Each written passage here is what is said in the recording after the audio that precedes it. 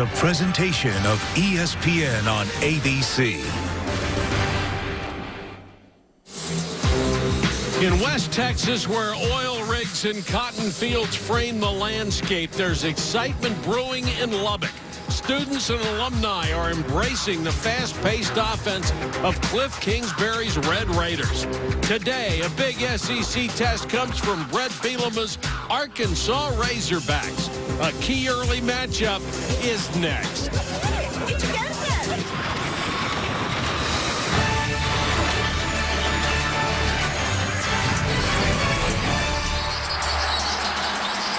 Welcome to ESPN on ABC's College Football.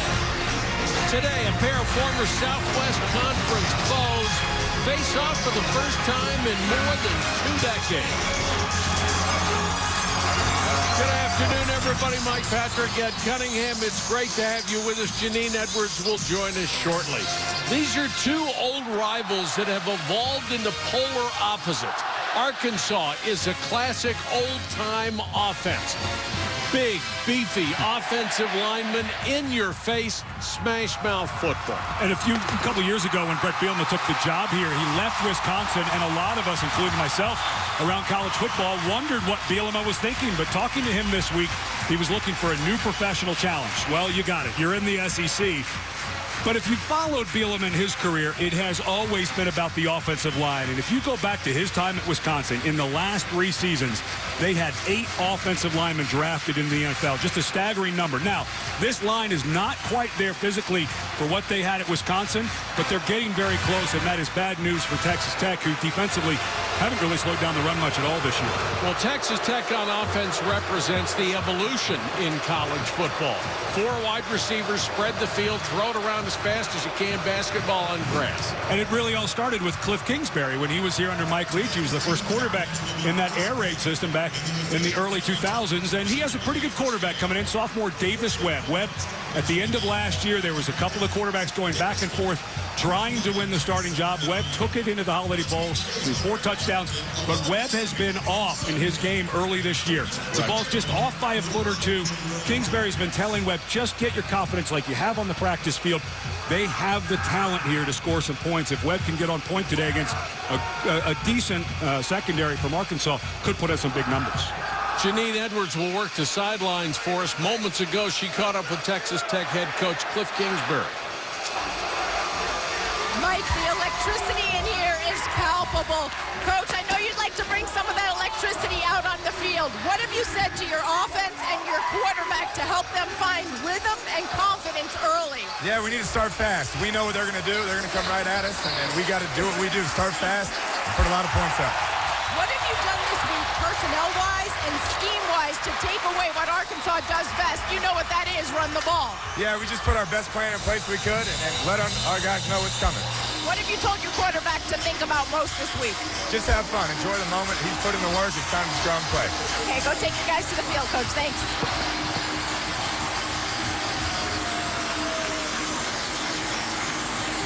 Former Southwest Conference rivals now separated by different conferences, and Arkansas leads the overall series. They won 28 of the 35 games they first met in 1957. Texas Tech has won the toss, and they have elected to receive.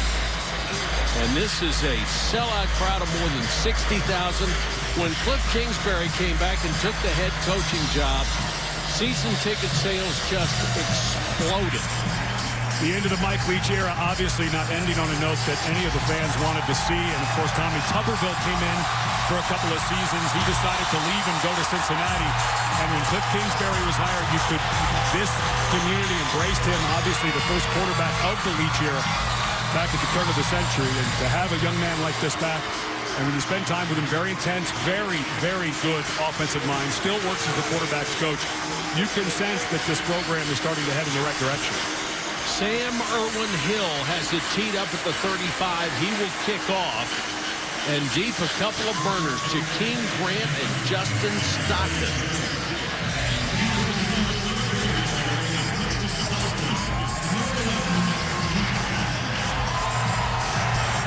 That's Stockton. One returns for 15 yards. Jakeem Grant averaging 29 on 3 returns so far.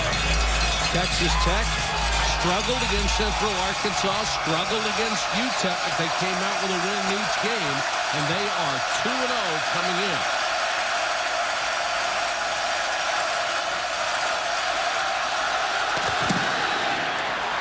Low line drive kick taken a yard deep, and Jakeem Grant will bring it out. Swallowed up at the 17-yard line.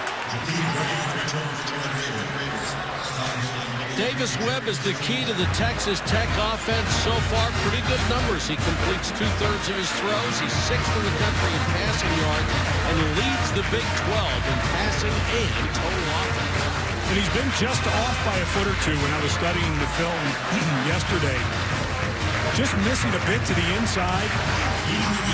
Some of his receivers need to get a little help, but where they are most, where Texas Tech is most green, is on their outside receivers, the 2 inside receivers. You already mentioned Jakeem Grant, but also Bradley Marquez. Those are the experienced guys, so look for some short throws early to get Davis Webb moving. And they go with the fly sweep to Jakeem Grant. He takes it up to the 25-yard line at 5'6", 169 pounds. Take a look at the impact players with Texas Tech as they are going super fast. Jakeem Grant, we've already seen they're going to get him the ball a bunch of ways. And Trey Flowers, a guy who may have been as high as a second-round draft pick, came back for the season. Big defensive end. First pass is over the middle, intended for Grant, incomplete. Good coverage by Tevin Mitchell. And Tevin Mitchell, a good surprise for Arkansas fans to see him back on the field. He's been battling a hamstring injury. They were talking about having to maybe redshirt Mitchell. He was their best cornerback last year, so this is a great addition for Arkansas if Mitchell's healthy enough to play today.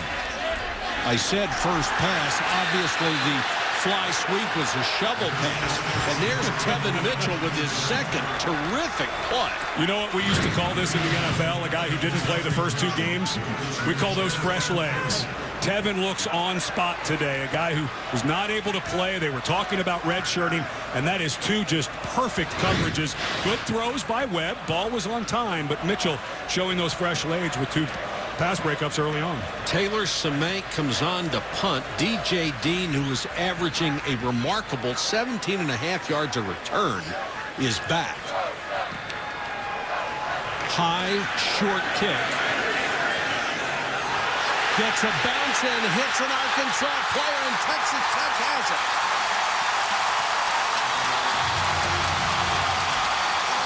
The ball banged into Jared Collins.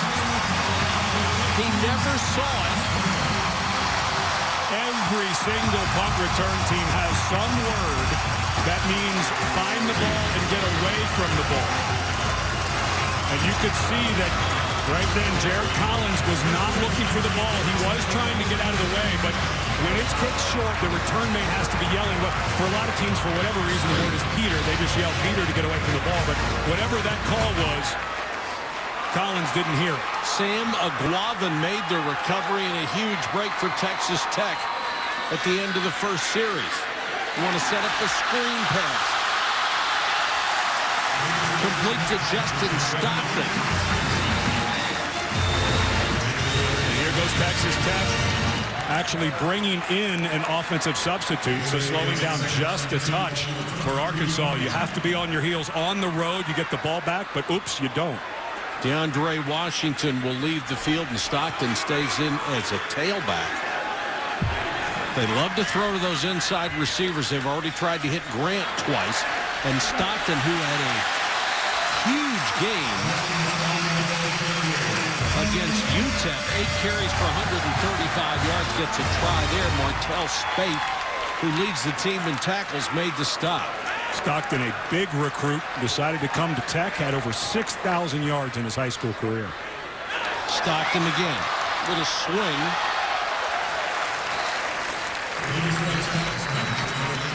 Ball getting out very quickly in this fast pass attack. The offensive line right now just cutting down the defensive lineman, and Stockton, a guy who Cliff Kingsbury said we knew right when he got here. He had a little different gear, a little different shake than anyone we had. They do have some depth at that position, though. DeAndre Washington already with a 100-yard game this year. He's back in. And they'll go with a quick shovel to Reginald Davis, and Reginald Davis will take it in.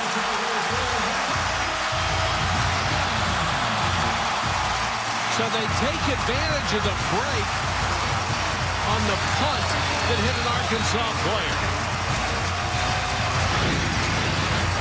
Lead block here by DeAndre Washington on the flip sweep. And also excellent blocking by Jordan Davis, the receiver downfield. This team will run the ball more than you think, even though that ends up as a pass because of the forward pitch. But this team runs the ball way more than you think they will, and right now running efficiently. Ryan Buston will come on for the point after. And the home folks something to cheer about early.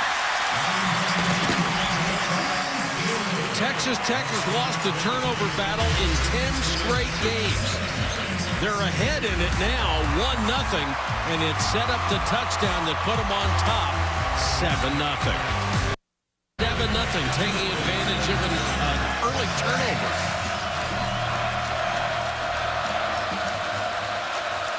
Samank to kick it away for the Red Raiders. Keon Hatcher and Corliss Marshall are deep. Marshall across the 25 and down at the 30, lost his footing, just tripped up. And Arkansas will start from there. Brandon Allen, the Arkansas quarterback, played with a bad shoulder almost all of last year, but healthy now. He has 6 touchdown passes, only 1 pick, and ranks 4th in the country in passing efficiency. And that shoulder injury just on an innocent fumble recovery where he separated his shoulder. And as the season went on, Allen was barely able to practice. He was the best option at quarterback, but of course, Arkansas ran off 10 straight losses for a school record until beating Nicholls State last week. But Allen much stronger, much more velocity on the ball, and obviously being able to practice is a bit of a plus, too.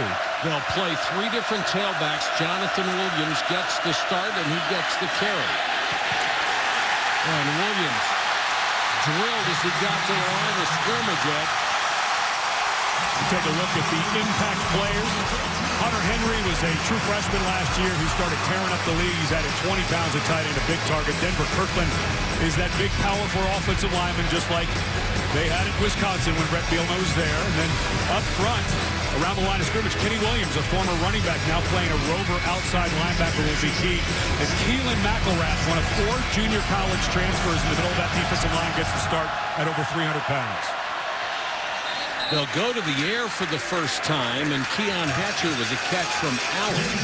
And Texas Tech has added a lot of beef up front this week. They had guys who were 2nd and 3rd on the depth chart, guys who outweighed the starters by about 50 pounds, and they put them on the field trying to counter that massive size advantage that Wisconsin had. Yeah, Matt Wallerstadt, the defensive coordinator, 2nd year under Cliff Kingsbury. That's what the plan was. Go get some junior college guys in and build some bigger depth and bigger sized people in the middle of this defensive line. 3rd and about 3. Allen throws the slant. He's going to have a first down to Demetrius Wilson. And Tevin Madison made the tackle, but not before he had a first down. This is a team that wants to throw when it doesn't have to. They want to set up the quarterback so he's not under a lot of pressure. And Wallerstadt, the defensive coordinator, hopes to change that today. Been tough going early in the season for Texas Tech, trying to slow down the run. But as they've gotten some of these transfer guys more into the mix, they're feeling a little better about the point of attack. Cameron Jefferson is in as an extra tight end in the jumbo package. He just adds blocking ability, and now they're going to go with the flea flicker.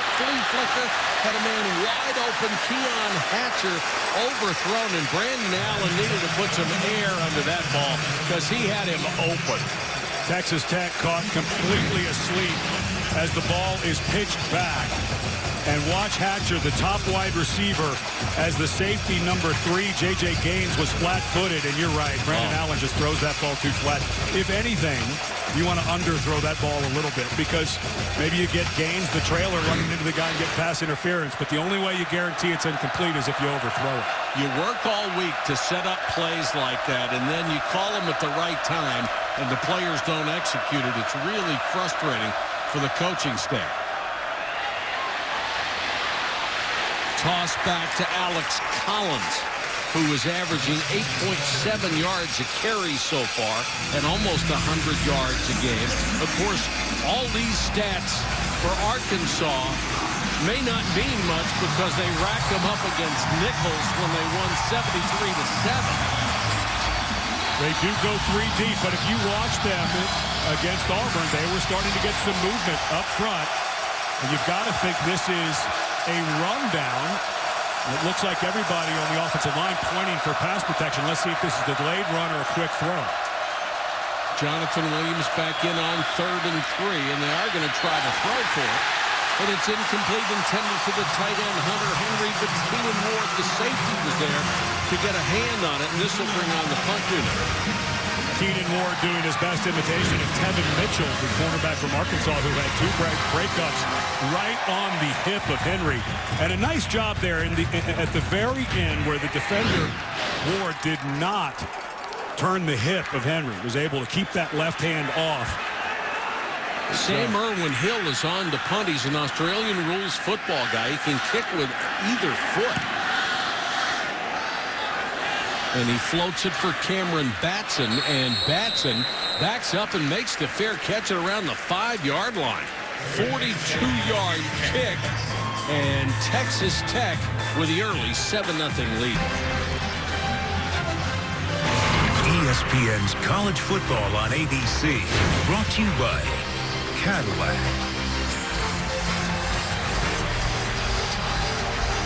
The Red Raider mascot is called the Masked Rider. It was originally called the Ghost Rider. It appeared for the first time in 1936, officially became the football team mascot 60 years ago at the Gator Bowl, and today they honored the 55 men and women who have been the Masked Rider, 43 of the 55 able to attend. Pretty tough to beat a mascot on horseback, isn't it?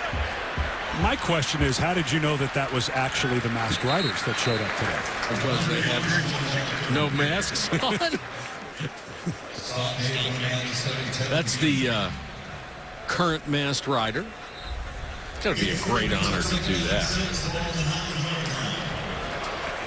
2nd and 6 from the 9. DeAndre Washington is the tailback. Instead, they throw underneath to Bradley Marquez, tied for the club leader in catches. Let's go to Janine. Well, Mike, because of the tempo that the Razorbacks expect from the Raiders in this game, coaches have emphasized something they calling post-whistle swarm all week in practice. When the whistle blows the play dead, you sprint back to the line of scrimmage. No adjusting chin straps or socks or high-fiving. No mental or physical breaks either. And the Tech coaches told me they are doing double the usual number of plays with no subs just for that reason. That's what this offense does, Janine. It puts a lot of pressure on a defensive unit. Webb with the little swing gets it out to Grant. And Grant, Brooks Ellis hits him, lost the ball. Arkansas says they have it, and they do. Tywan Johnson, the nose tackle, comes up with the football. Big number 94. Very similar to the touchdown play. That's Brooks Ellis, the middle linebacker, reaches in and strips it. Ellis, a guy who has made great strides, had excellent recognition, got upfield, was all over, but that was the exact play thrown a little differently than the touchdown, so good recognition by your middle linebacker to get out in front of that. So turnovers have already played a tremendous role in this first quarter. Ball carried a little loose by the offensive player. That's got to be up closer to the numbers and tighter to the jersey. Should have been knocked out, and that's been one of the problems for Texas Tech is a turnover battle. Tight formation. Fake it to Williams. Give it on the end around, and they'll get about 5 yards. Diving forward, Keon Hatcher. That's a nicely designed play off of a formation where they had no wide receivers. They showed a power run, tried to trick them. Well, Jim Chaney, the offensive coordinator that was brought over after the staff was let go at Tennessee, has a lot of offense. They will really rely on the power run, but they bring all these bodies in, and it looks like it's going to be a run, and they obviously can get it on the edge. Now Ahrens is in as a blocking back, and they send the big guy, Jonathan Williams, into the end zone for a touchdown. Ahrens led the way, and that is how Brett Bielema runs his offense. And number 40, Patrick Ahrens, just gets a blow-up block. Good lead block, gets push at the point of attack, continues to drive his feet, but this is exactly what Arkansas wanted to attack, is the perimeter of Texas Tech's defense. The corners are very young, mostly freshmen and sophomores, and this was something that Arkansas wanted to do, was get on the edge and see if Tech could defend it. John Henson comes on for the point after and knocks it through. So turnovers have set up a touchdown for each ball club, and we're tied at 7. The fumble does it. And power football for Arkansas gets their first score of the day.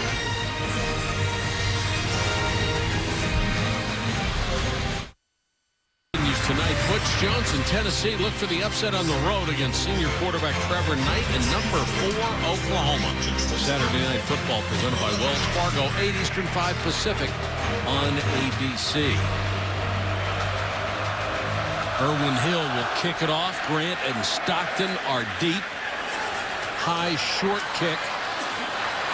Grant, who would like to make up for that fumble, picked up as he got to the 24. Excuse me, Justin Stockton.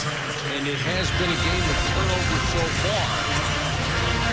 Went Texas Tech's way. You mentioned that Tech has gone 10 straight games losing the turnover battle, meaning they have more turnovers than their opponent. That muffed punt by Arkansas, hit by Jared Collins on the way down, led to the touchdown by Texas Tech. And then good recognition by the middle linebacker. And 51 Brooks Ellis forces the turnover, and then touchdown for Arkansas, matching scores. 5 wide receiver for Webb, standing flat-footed in the pocket, throws underneath. Ellis is there on the coverage against Jordan Davis.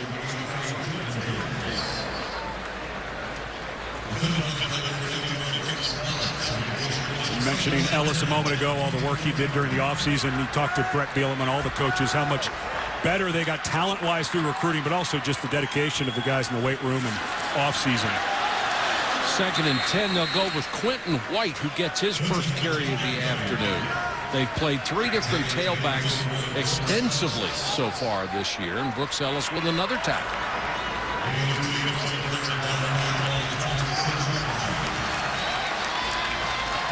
Third down, 8 yards to go for the Red Raiders offense.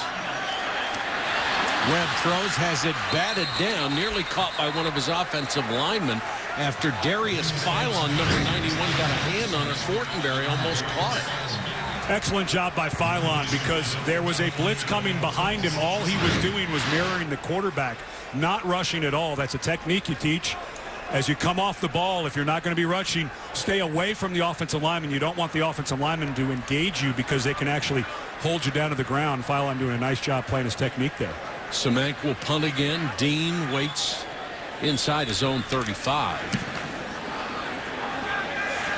High, short spiral, and fair catch made it to 31-yard line. 42-yard kick, no return. We're still tied at 7.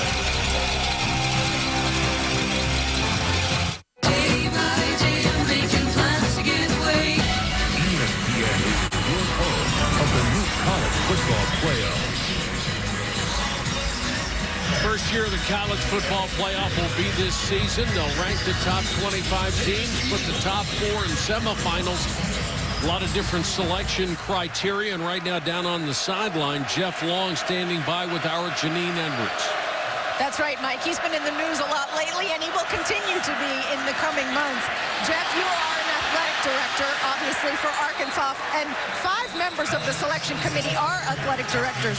Once the committee starts meeting next month, 2 days a week, how will you guys balance your responsibilities to your schools and your responsibilities to the committee? Yeah, you know, we've all had a lot of time to plan, so I know all the 5 ADs feel very strongly about their own staffs, and, you know, for Monday and Tuesday during that week, we have our staffs ready to cover for us during that time period. And, you know, if there's a crisis situation, we're available, so it won't be like we're sequestered.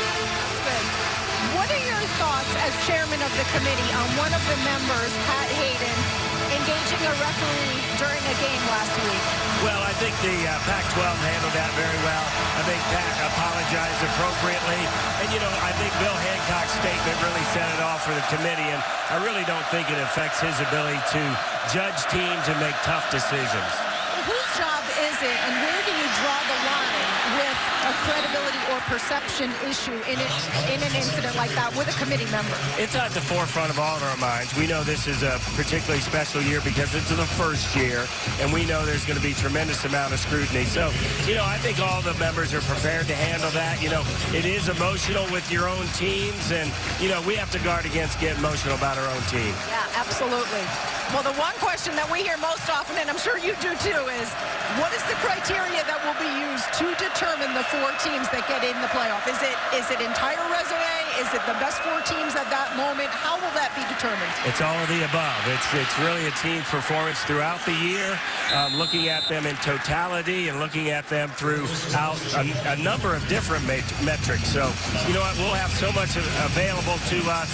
We're fortunate. Our first ranking's not till after 8 or 9 games of the season, so we'll have plenty of information. And I know if you ask 100 people, you get 100 different answers to that question. So I want to wish you good luck. Jeff Long, thanks for joining us. Good luck to the committee. And good luck to the Razorbacks. Thank you. Thank you.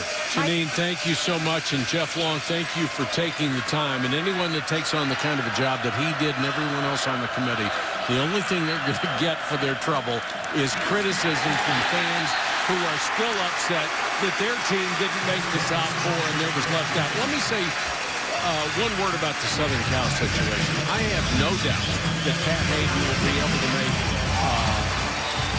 perfectly logical decisions about who should go where. You know, but you bring up the credibility issue to me. You know, you remember what happened at Arkansas when Bobby Petrino was caught on a motorcycle with someone that he was having an affair with, and they had to fire him. Jeff Long handled that well. But if that had happened this past summer, a lot of college football fans would say, is Jeff Long able to be in that committee and make those decisions? So I do think that these committee members have opened themselves up to a level of criticism that, frankly, I think as it goes on, I think acting athletic directors are going to start backing away from wanting to be on that committee. And there will be 2 days a week starting in October where the committee will go to Dallas and look at film and talk about the playoff.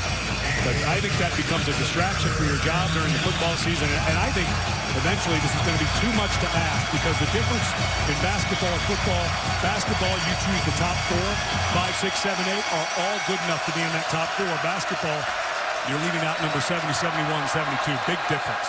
3rd and short for Arkansas. They're starting to hit Texas Tech right in the mouth with a ground game. Can Tech stand up?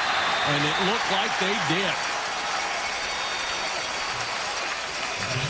Great defensive charge for the Red Raiders line. But that is a really good mark for Arkansas. I'd want to look at that. And it is a reviewable. The spot of the ball is reviewable. It's on the 48-yard line.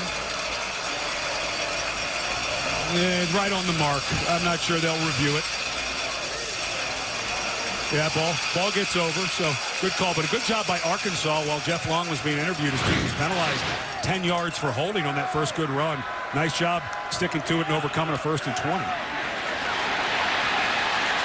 Nothing this time as Alex Collins gets the carry.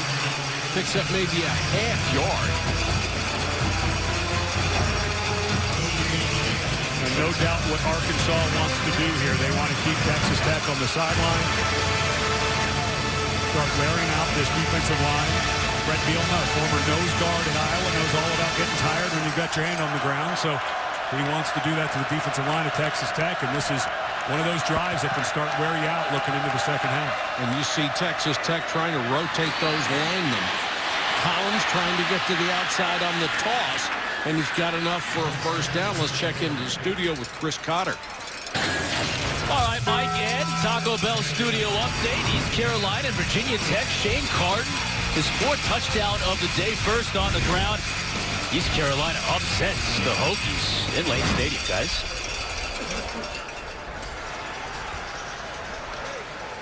What a huge win for East Carolina. Of course, Ruffin McNeil, who was the defensive coordinator here for a long time at Texas Tech, has things going there. And what a difference for Virginia Tech against Ohio State. It looked like they might be the best defense in the country. Yeah, they looked unbeatable. And in that first half, ECU went up and down the field, was up 21-0 in the first quarter, and able to hold on for a very big one. Of course, Michael Brewer, who's a quarterback for Virginia Tech, played some here last year for Texas Tech, decided to transfer because he was a graduate student, able to play right away, and was granted a release.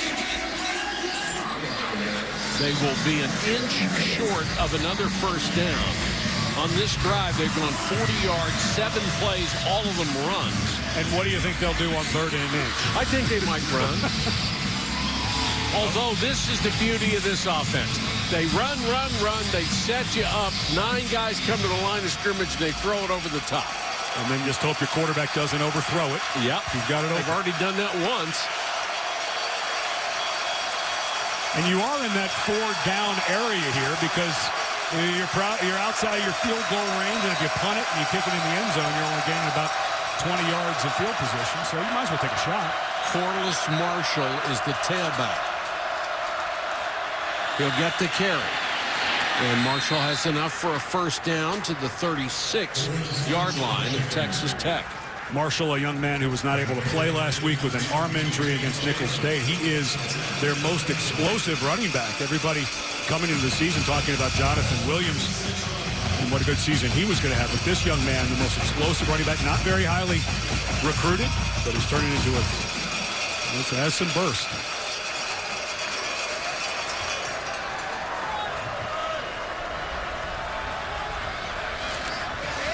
Marshall again. Hitting the backfield and tripped up.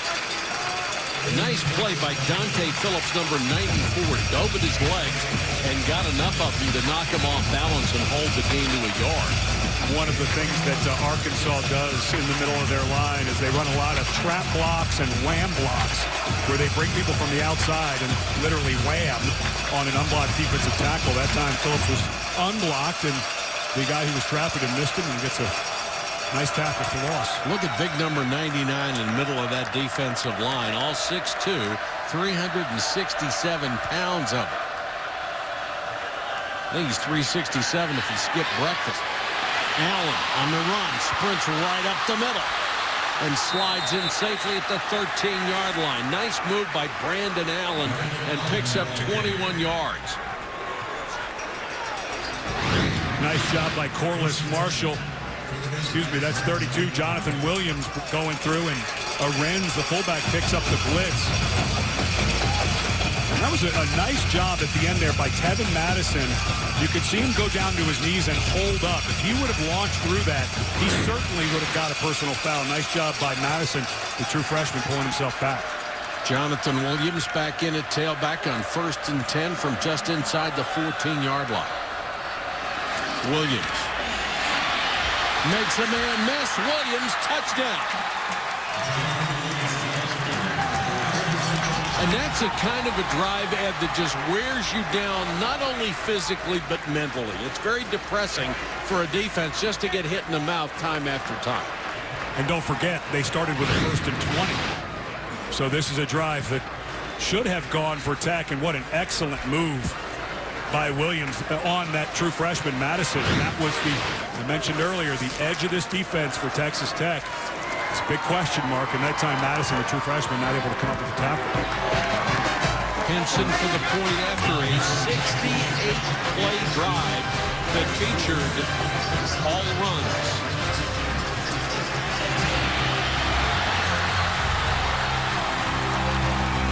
The University of Arkansas.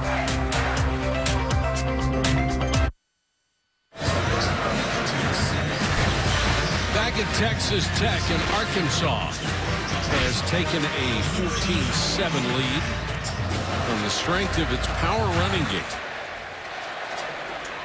Grant and Stockton are deep. Hakeem Grant on the return. And just taken down at the 25. Trying to use all that speed to get out to the outside. Celebrating its 10th year sponsoring the Good Hands Field Goal Nets, Allstate makes contributions to participating university general scholarship fund for each field goal and extra point kicks. Since 2005, Allstate has contributed more than $3.4 million in scholarship funds. And if this ball doesn't end up in one of those nets after a touchdown drive, or at least a field goal, I'd start getting a little nervous if I were a Red Raider fan putting that offense back out for Arkansas. Webb with time and throws over the middle to Reginald Davis. Great upside for this kid. Never played wide receiver before. Was a high school quarterback. And if you've got a chance to play in this offense as a wide receiver, you're going to get a lot of publicity and a lot of chances to catch footballs. Yeah, you can sell this program to wide receivers and quarterbacks. There's no doubt about that. Webb with time, forced out of the pocket. Throws on the run and picked. Liddell had a chance and lost it as he got to the sideline. They're saying he caught it. The official said no. Look at that. Third down. Not a catch there by Liddell, but he's a young man that they say has unique qualities. A true freshman, part of a good recruiting effort during the offseason by Arkansas. Starting to get more and more playing time, and that ball by Davis Webb just a little late. And this true freshman able to run underneath it and almost made a snatch. Second and 10 for Webb. Throws out in the flat. Washington makes a man miss. DeAndre Washington turns it into a first down. When you put on the tape of Texas Tech, and as they're going fast here, you very soon see that there are guys who can make people miss. DeAndre Washington, we're all talking about Justin Stockton, the true freshman running back with all that burst, but Washington really good in the open field. He's their best all-around back. Another completion of Reginald Davis. I'm talking about Davis being a former quarterback. He really is starting to get a feel for the passing game, has great body control, and they need him as an outside receiver to come along. Now they're going just about as fast as they can, and Washington, with defenders ripping at the football, is down to the 33-yard line. And here comes Arkansas bringing in 4 defensive players. The offense substituted, so now the defense will have time to match up. They're getting all the big bodies off, switching out the entire defensive line. And you have to chase the ball all around the field. Where are you at? Stockton can't get to the outside because Jarius Philon came up from his defensive tackle spot and wrapped his arms around it. Good change of personnel that time by Arkansas. Philon comes in fresh and gets good push point of attack. Timeout end of the first quarter. Arkansas with a 14-7 lead. We'll be back after this message and a word from our ABC stations.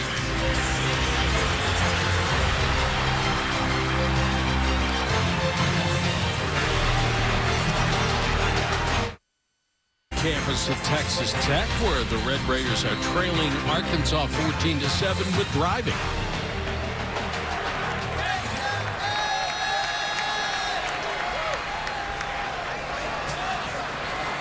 Second and long for Webb. 3-man rush. He has time downfield and incomplete. It was off target, intended for DJ Polite-Bray. And Polite-Bray is open. This is exactly what Cliff Kingsbury's talking about.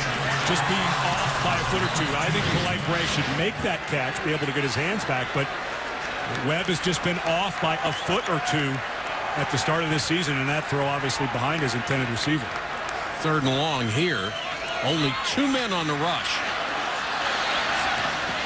Underneath, complete pass, and a first down, Bradley Marquez. He should have been stopped short, but Alan Turner couldn't corral him. They moved him from an outside wide receiver spot to a slot, and he's far more dangerous there. You can't jam him. Excellent finish of the play by Marquez, a young man who spent his first summer on campus. He's a member of the Mets organization in baseball, decided to stick around. Washington, the tailback. Down near the 10, they have to get to the 8 for a first down. I know everybody is talking about Justin Stockton, the true freshman. Every time I see Washington run, he makes a crisp move, makes somebody miss, and has really good acceleration. Talk about a nice 1-2 running back combo coming in. Both guys in now. And they say he's their best all-purpose back. Stockton is in there with him now. And Washington really wants to show what he can do. He's had an injury-prone career that has limited the kind of numbers he puts up. Stockton with Washington in front, and Stockton to the 5. The one thing that Cliff Kingsbury has been talking about with his offense is, guys, we have people who can make plays. We have guys who can take it the distance. Just settle down, practice, play like you practice. Practices look great. Start to get into a rhythm. But how nice to have those two runners. And it's not just throwing 80 passes a game. They have guys who can run the football and linemen who can block for the run, and you're seeing it right now. Washington dives forward inside the 3 to maybe the 2.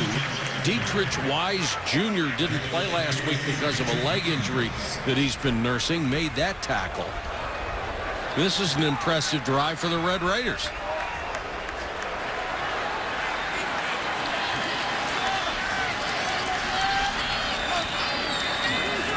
Webb on third down. Plenty of time. Throws for the end zone. No signal yet. Now there is, and it's a touchdown. Polite Bray. And Arkansas obviously trying to rush just a couple of guys and play coverage. I don't know how that's going to work out. But they had to leave 3 men behind the defensive line because of the threat of the run, and that a good throw that time by Davis Webb. It's in the end zone, put it down and away.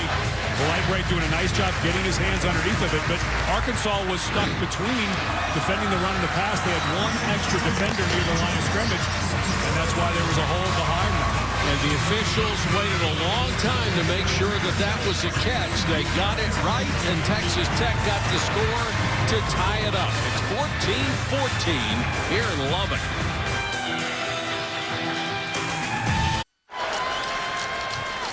Brett Bielema and Cliff Kingsbury have seen the kind of drives from their ball clubs that they wanted to see. Arkansas, 11 plays, all runs, 68 yards for a touchdown. Texas Tech comes back to answer with a blend of passing and run.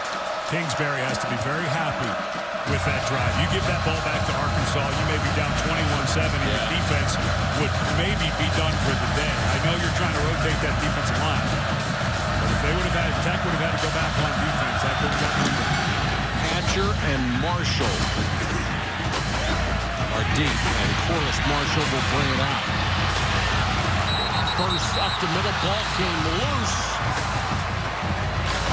He may have been down, and regardless, Arkansas got it back. Let's check to the studio. Chris Cotter with an update. Time for Dr. Pepper Conference update. Elsewhere in the Big 12, a little ways down the road in Fort Worth. Trayvon Boykin is going to find Josh Doxson for the score. TCU up 7-0 over the Gophers. They've now made it 10-zip in the first, guys.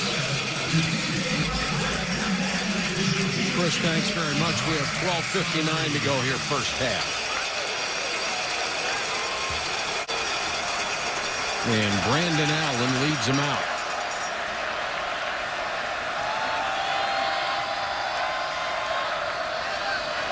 Williams. Power run. Picks up 8-9 yards. Let's check in with Janine. Well, Mike, and Texas Tech, you know what? Let's wait for the penalty, and we'll get back to this. Mike? Thanks, Janine. We'll check it out.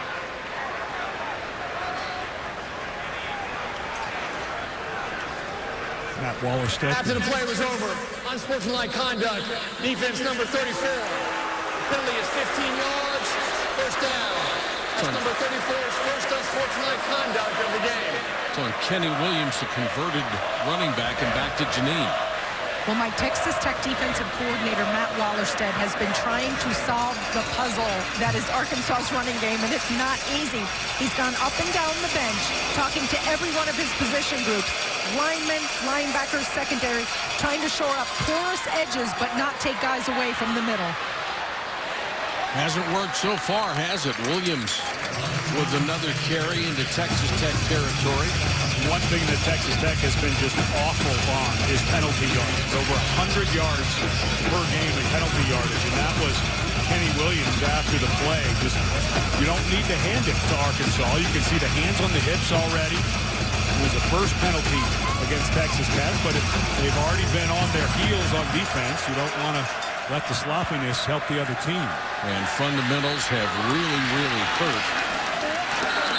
They throw underneath to Drew Morgan, who makes only the second catch of the year. It's enough for a first down for Morgan. Morgan, excellent second effort here. Oh, the Justin Nelson just dropped his head completely. That is such bad technique on so many levels. You can hurt yourself, you can injure your neck, you can get a concussion, and a lot of times you just miss the tackle. Snaps a string of 15 straight runs, and now they're back to it with Alex Collins.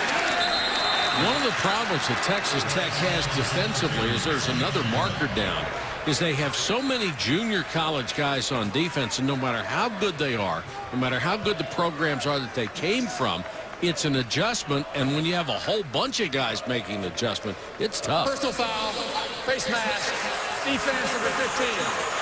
It's another fundamental mistake. Keenan Ward, the safety. So they've had two 15-yard penalties called against them on this drive alone. A lot of times when you're rebuilding and you're trying to get some depth, that's a tough one. It's hard to tell Ward not to reach up there and try to make that tackle, but it did spin the head around. Collins, the deep man in the eye. And he'll get the carry. Cuts it outside. 10-5, touchdown. You're going to see this all afternoon. They are just starting to swallow up the Texas Tech defensive line, and they're running wherever and whenever they want. 5-6 steps of full speed into the backfield. Keenan Ward, who got the face mask before, just didn't fill the hole. That's the safety's hole to come and fill. Took a bad angle, was not able to make the tackle, so two bad plays in a row by Ward. But this running game for Arkansas, that's just way too much speed before they have to make their first cut. And they've already rushed for 132 yards, averaging almost 7 yards a carry, and it gets bigger every series.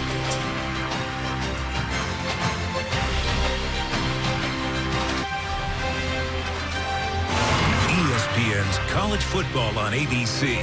Brought to you by Nissan. Choose Nissan today for great offers on our most exciting lineup ever. Shop ChooseNissan.com. That's a museum that honors Lubbock's own Buddy Holland. Died in a plane crash in Iowa in 1959 at the young age of 22. Rolling Stone ranked him 13th on the top 100 greatest artists of all time. Immortalized in Bye Bye Americans High with the line, "The Day the Music Stopped." That was a reference to Buddy Holly and Richie Valens.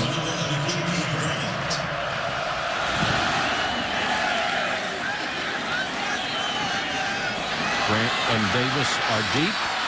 Jakeem Grant on the return. Lowers the shoulder and powers over the 30-yard line. Tonight, ESPN brings you college football prime time, presented by Hampton Hotels.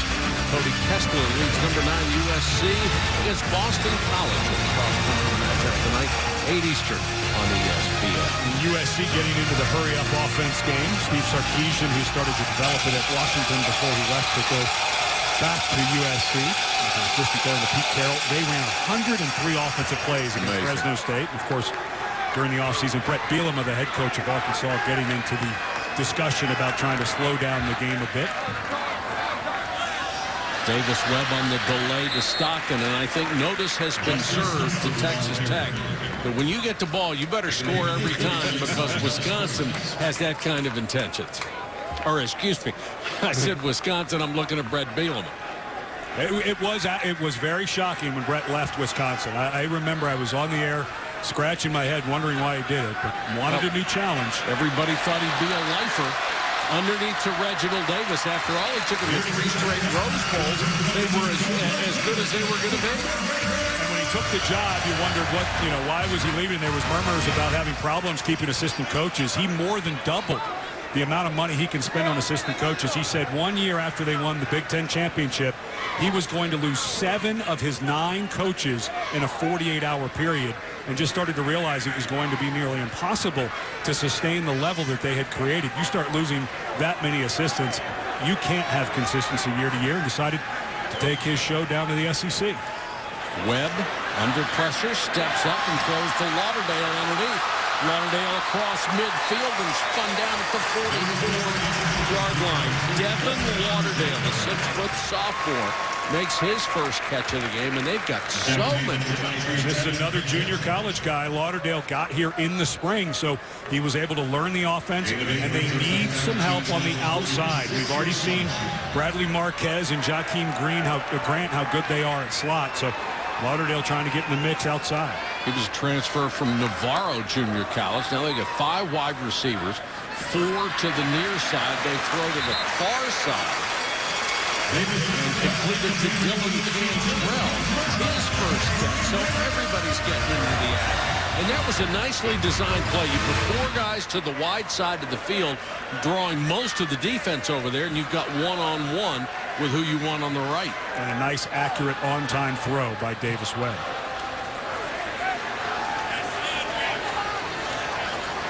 First down at the Arkansas 40-yard line. Draw play. Now get about 7 is Quentin White showing you his jitterbugging skills. I was going to say, we've been talking about Justin Stockton, DeAndre Washington. Quentin White showing some ability to make people look a little silly when he's got the ball in his hands. Stockton comes back in. White stays on the field.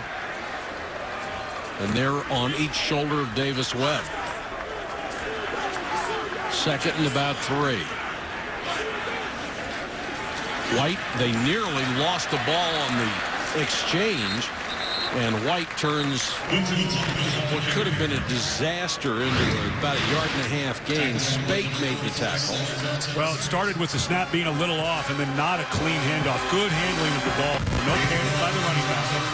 And, you're sitting here 3rd and 2 in a game that's going to be about touchdowns going back and forth. I'm not sure this isn't where you take a little bit of a shot and then you come back on 4th and 2 and go for it if you don't get it. And that handoff, by the way, is the quarterback's responsibility because the running back is looking at where he's going, not the ball. Throw to the outside for a first down. A great throw to Lauderdale. Davis Webb showing you some arm strength on that out pattern. Catch and throw. Good calm feet by Davis Webb. I've noticed that a bunch. We saw Christian Hackenberg the first 2 games of the season with his nice calm feet. Washington back in the game. Cuts it outside. Washington out of bounds at the 13-yard line. This guy's fun to watch run, isn't it? Yeah, he just never gives up. He has good balance. When he gets hit, you see a lot of guys, their shoulders, their upper body will start going down to the ground, which, they might get another yard or 2, but this guy has tremendous balance as he's going through contact. He checks out. Stockton comes back in on first down. Stockton with a carry. Trying to get outside, nowhere to go, and this time he's spun down by Alan Turner, the safety. Now, if you're going to have safeties coming up around the line of scrimmage, there's Rob Smith, first-year defensive coordinator, replacing Chris Ash, who left during the offseason to go to Ohio State. If he's going to have his safeties that close to the line of scrimmage, look for Texas Tech to start trying to get over the top of them. 2nd and 13. Webb in the shotgun, fakes the handoff, then dumps it to Washington. Room to run. Washington inside the 5. still on his feet down near the 3, being dragged by a teammate into the end zone, but they'll rule him down at the 3-yard line. Josh Williams missed a tackle. He's just tough to bring down, isn't he? Washington down there. Otherwise, that would have been a penalty for assisting the runner. And that's a touchdown for Webb. The 6'5 sophomore decided to do it himself, and Texas Tech within 1 point of tying it up again. Well, you don't see Webb running a whole bunch. Decides to keep it in the backside defensive back. Rohan Gaines actually read that very well. But Webb able to sneak to the inside. You'd expect Gaines to be able to make that tackle. Crossed him up, and the point after by Buston. With 6:45 to go in the half. We are tied again. Can either defense stop the other guy?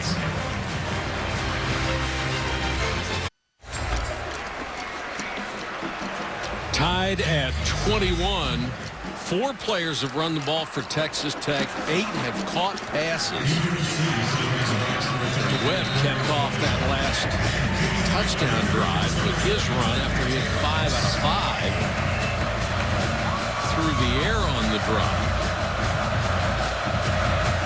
Hatcher and Marshall deep again. 6:45 to go in the half. Deep kick. That one will go out of the end zone. And we'll check in with Chris Cotter. Chris? Mike, time for Wells Fargo getting it done, and the Red Hawks getting it done in the big house. Is Andrew Hendricks finding DeJuan Scott for the score. Miami of Ohio and Michigan tie at 10 to go to the second. How about that? Brady Hoke taking some heat last week, getting blown out by Notre Dame, deciding to leave his starting quarterback in, never getting any of his depth any work. Looking good for him and his staff if it continues to trend that way. Well, if you're Arkansas, what do? Just play smash mouth on this drive again? Looks like it. Alex Collins. We are seeing some really good running backs today. Yes, sir. All 3 for Arkansas. There you see Collins with a little stutter step in the burst. Jonathan Williams, who's seen the tough runs. Corliss Marshall might be the quickest of them all. DeAndre Washington on the other side. Freshman Stockton, we've seen some. We were expecting to see a big throw game for Texas Tech, but both sides becoming about the run game a little bit.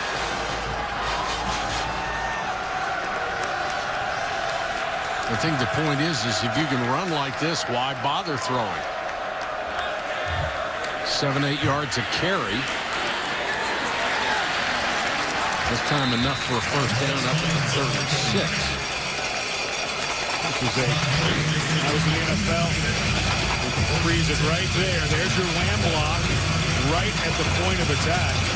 That's number 84, Hunter Henry, going in there at 255 pounds against Rico Levy at 367 pounds. So it all becomes more about being explosive. In those wham blocks, you don't have to get a ton of movement, but you definitely have to get that guy stopped right where he is. Henry, the tight end, was second-team All-SEC last year and also made the All-Freshman team. And the receiver fell down on the outcut. Hatcher was open. Looked like a pretty good throw from Brandon Allen, but he just fell down. Last 4 drives, 2 passes. You asked what were they going to do on this drive? Becomes pretty obvious. And some people will ask, why did you throw it twice? Well, you had it open. The guy slipped.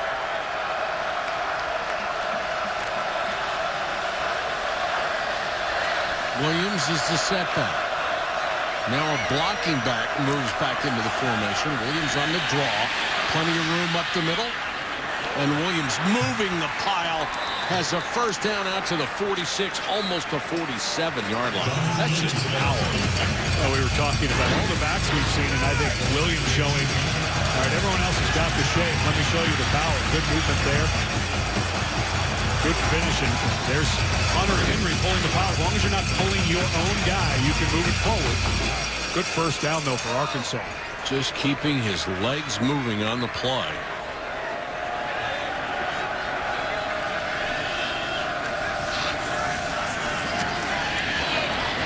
Trying to get to the outside. Marshall breaks 2 tackles. There is a flag down. Looked like a face mask. Tevin Madison, the corner. And that would be 3 personal fouls against the Texas Tech defense in the first half. They have been tortured by penalties and mental mistakes. Face mask. Defense number 20. Penalty is 15 yards. It includes an automatic first down. I mean, that's 45 yards in hidden yardage. And Tevin Madison, we've already seen the secondary have a tough time coming up and filling. That time Madison got his feet crossed up. He was completely in position to make the tackle. But just a little move on the outside by Corliss Marshall. Bounced to the inside and then bounced it outside. Madison got his feet tangled up, and all he could do is reach up and grab the face mask. So that's a technique and athletic issue for Texas Tech. But they're going to have to start getting cleaned up. Well, you're pretty tough if they can't even drag you down by your face mask. Straight up the middle for a couple here.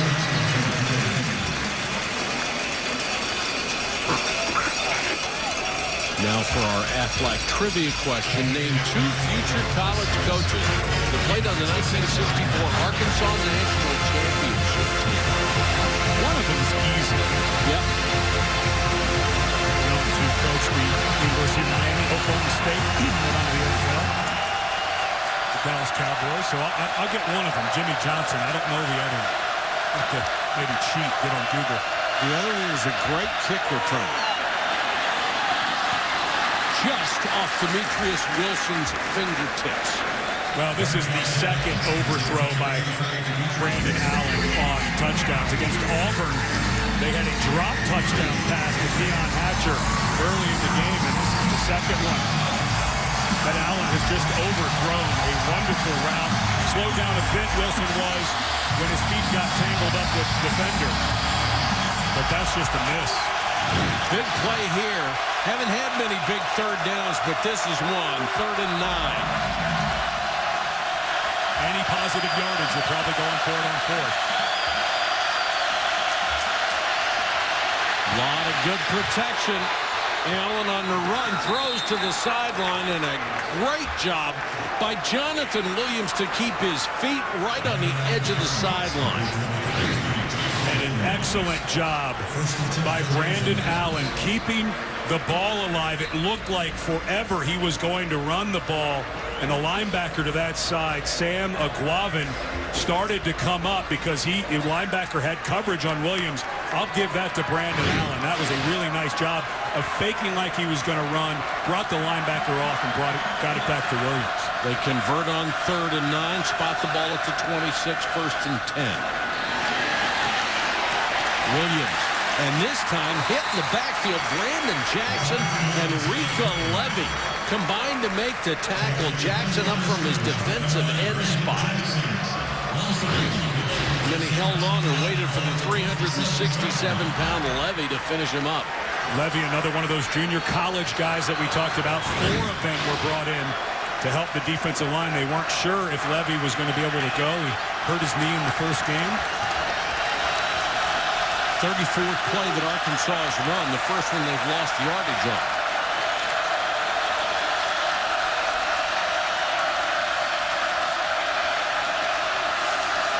Allen fakes to Williams. Has time on a deep post to the end zone and off the hands of Drew Morgan. He made the dive, and he was open. This is just, again, a slight miss by Brandon Allen. He's had a couple of overthrows, but I'm not so sure that Drew Morgan. That's a tough catch. Not a great throw. But I still think he can make the play on it. But here you are, 3rd and 11, and for Arkansas, this is a team that will try a field goal. They will go, we're not thinking about 7 here, but now for Texas Tech, you can play some coverage. See if your guys can hold up. Don't need to bring pressure here necessarily. They do bring 5. They don't get there. Out cut and completion to Keon Hatcher.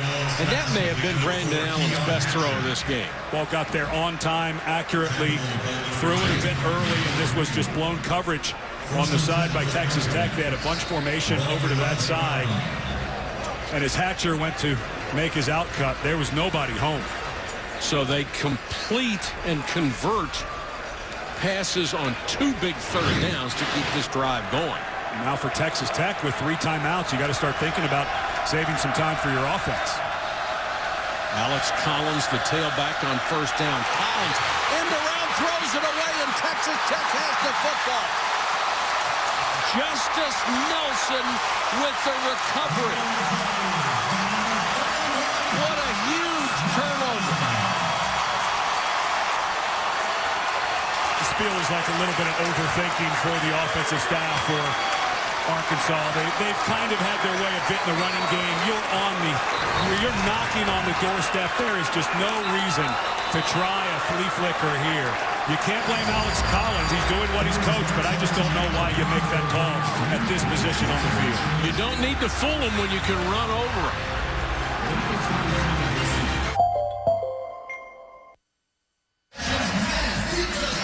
Watch number 31, Justice Nelson, who recovers this toss.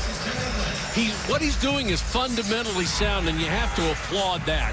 But if he could have looked over his shoulder and seen how wide open he was, he picks that ball on the bounce. It's 75 yards for a touchdown. But if he tries to pick it up and kicks it 10 yes, yards sir. forward, maybe they don't have the ball. You're right. Webb throws a very dangerous pass. Jamichael Winston knocked it down. It was intended for Stockton.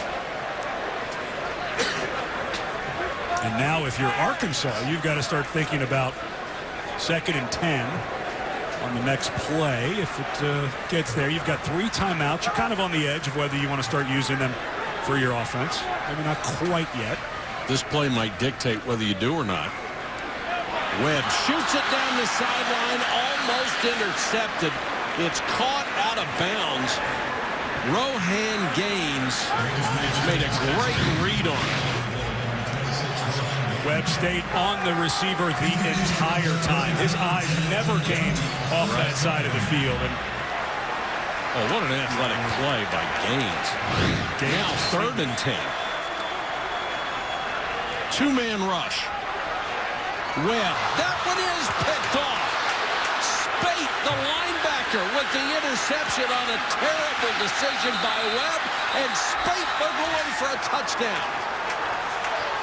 No, they're going to say he's out of bounds, or are they?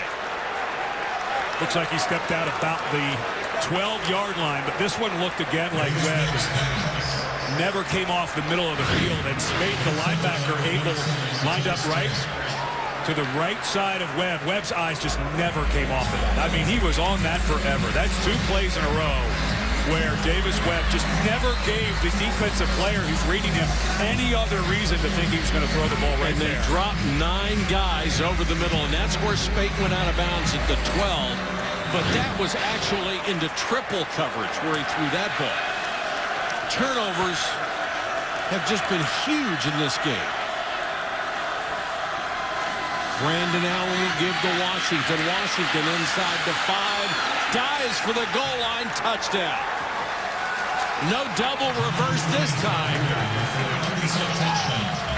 Give it to your 223-pound tailback and get out of the way. And 3 touchdown runs for Jonathan Williams. And what you have to do if you're Texas Tech is just feel like that's what was going to happen on the drive before. Sure. Davis Webb has to get that interception, both of those throws, frankly, out the taste out of his mouth, because Arkansas, luckily for Texas Tech, scored pretty quickly. So you get the ball back with 1:30 and all 3 timeouts. It's all day. Ed, he ran 9 yards before he got touched by the defense. And then when they touched him, it didn't matter. He still powered it. You're saying that's not the goal when you're playing defense? No. You got to get there just a little bit quicker. Here's the interception that set it up. Good defense by the linebacker. And then Williams makes him pay. Future college head coaches from the 1964 Arkansas National Championship team. You got one right, Jimmy Johnson. Who's the other? You tell me. You know it. Ken Hatfield, who went on to coach at Air Force, Arkansas, Clemson, and Rice, was a terrific kick returner in college. Jimmy Johnson was an all-conference player, and there was another very famous player on that team, an offensive lineman by the name of Jerry Jones. Yes, that Jerry Jones.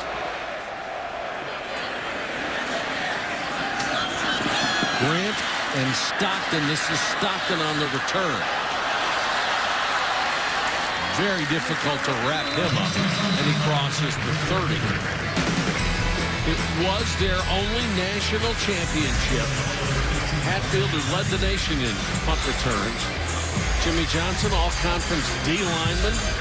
And Jerry Jones, an offensive lineman and a co-captain on this ball club.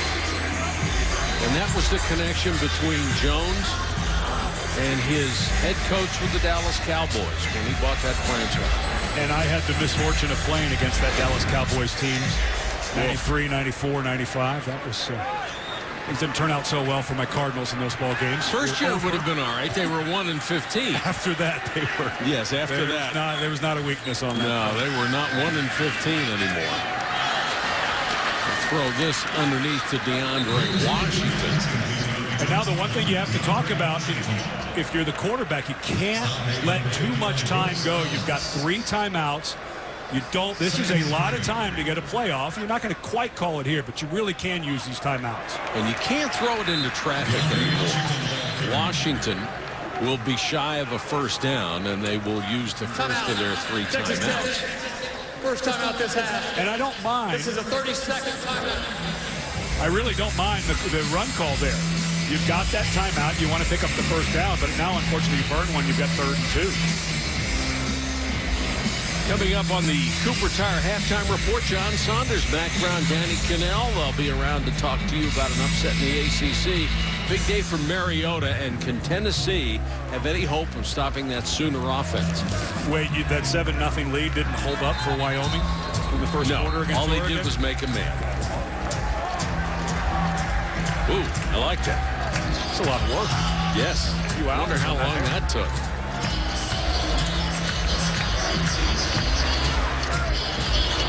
Your girlfriend says she's not ready to go to the ball game yet. That's why she's busy. 3rd and 2. 4-man rush this time, and Webb underneath. He'll have just enough for the first down. Jordan Davis, the tight end, made the catch. There goes the clock. Let's see how long it takes them to get the snap. 52 seconds. Wow.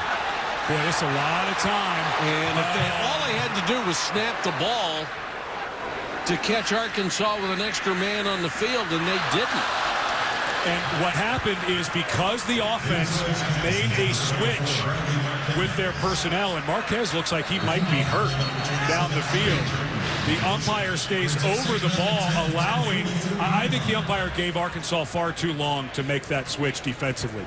That cost Texas Tech a ton of time. The rule is, if the offense is making a substitution, the defense has a chance to substitute and match up. It looked to me like Arkansas was given too much time there by the umpire. And this is a guy that Texas Tech cannot lose. Absolutely. Bradley Marquez.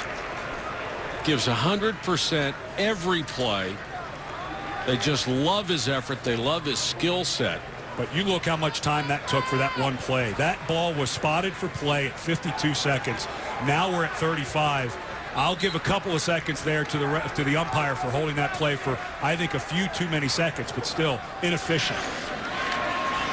Webb with time over the middle, and it's almost intercepted again. Brooks Ellis.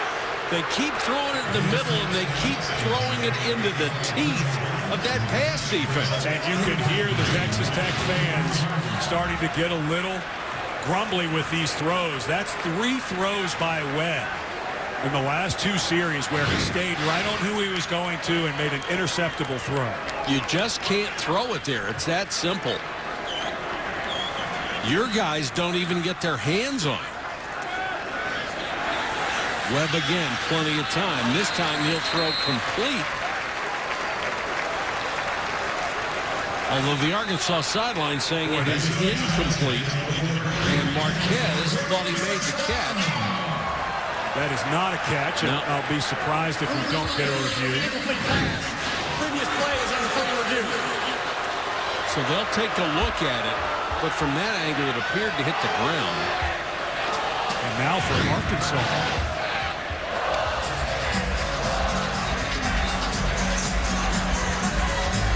Clearly ball hits the turf. for Arkansas, who has not used any timeouts on defense, which I think has been the right decision. I'm not sure you want to use timeouts when Texas Tech is on offense and give them more time. It looked like Tech was going to kind of play themselves out of this drive.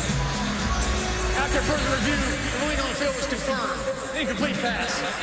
And Ed, it appears that Webb has to do a much better job of not staring down his receivers, and because the defense reads his eyes, and it leads them right to the football. And that's what Rob Smith, the defense coordinator from Arkansas, was talking about. They would play some just spot zone, meaning drop and look at the quarterback. And so far, that's paid off. But now, Arkansas getting the ball back, 23 seconds. It'll be less after the punt with 3 timeouts, but I wouldn't be surprised if they just take some knees, take to the house. Webb's only 2 out of 8 after a hot start. And this ball will be down at the 1-yard line with 13 seconds to go with the roll, a 55-yard kick. Let's take a look at our Pacific Life game summary so far here in Lubbock, Texas. Well, the biggest problem for Texas Tech, their last 10 ball games, they have not won the turnover battle.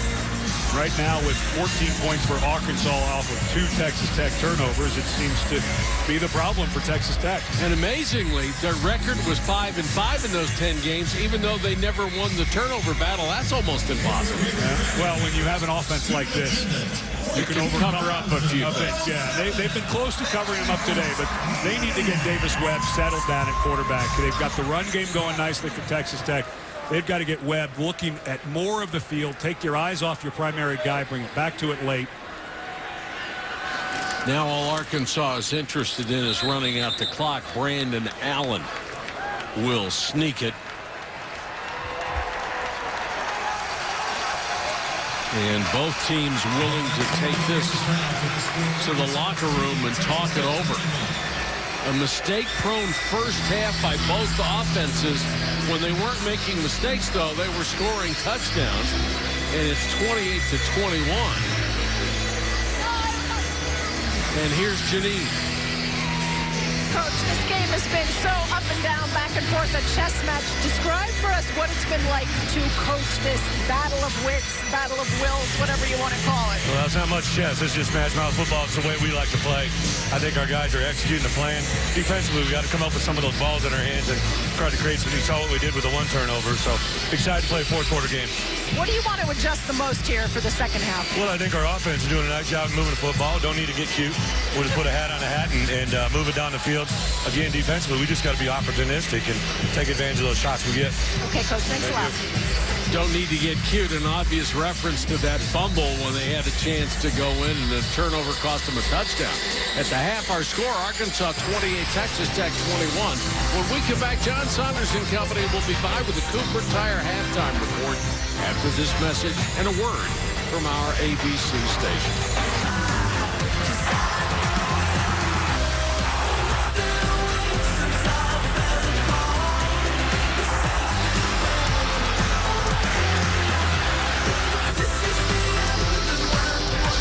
To half in Lubbock, Texas, where Arkansas has the lead over the Red Raiders of Texas Tech, 28-21. Turnovers a big part of this first half, and it really looks like Arkansas has established exactly what it wants to do. You got to favor them, I think, going into the second half. And I think Brett Bielema told Janine Edwards on the way in what they were going to do. He said no more fooling around. They tried the flea flicker down on the goal line. They ended up with a turnover. So I would suspect with Arkansas getting the ball back, we're going to see Bielema the ball. They're just going to run it downhill with 4 good running backs and see what happens. If you're Texas Tech, you can't just keep making mistakes. No, Davis Webb has to come off his receivers a bit. He has to start moving his eyes around the field. Doesn't have to necessarily read the whole field, but he needs to get his eyes off of people. And this is Texas Tech offense that has been able to run the ball as well. So I've got to think that Texas Tech, if Cliff Kingsbury could get that run game going a bit like they had in that first half, they may rely on that as well. The other fundamental mistakes that they made include 3 15-yard penalties against the defense for personal fouls. It's a huge yardage. A lot of that, the youth on the edge for Texas Tech defensively, not doing a good enough job when they come up to support the run, being out of position, having to reach up and having grabbed a couple of face masks. And that kickoff will go out of the end zone. Let's take a look at our Pacific Life game summary from the first half. Well, both teams deciding to kind of throw it around. Here was that reverse that ended up as a fumble down near the goal line when Arkansas looked like they were going to walk in, and then Davis Webb just stays on his receiver the whole time. Linebacker Spade comes up with the interception, and this is what I suspect we're going to see more of in the second half. Just straight ahead, some on-edge running, up the middle, toss to the outside. Allen's good enough to throw it, of course, but the way Arkansas has been running it, why not just do that over and over?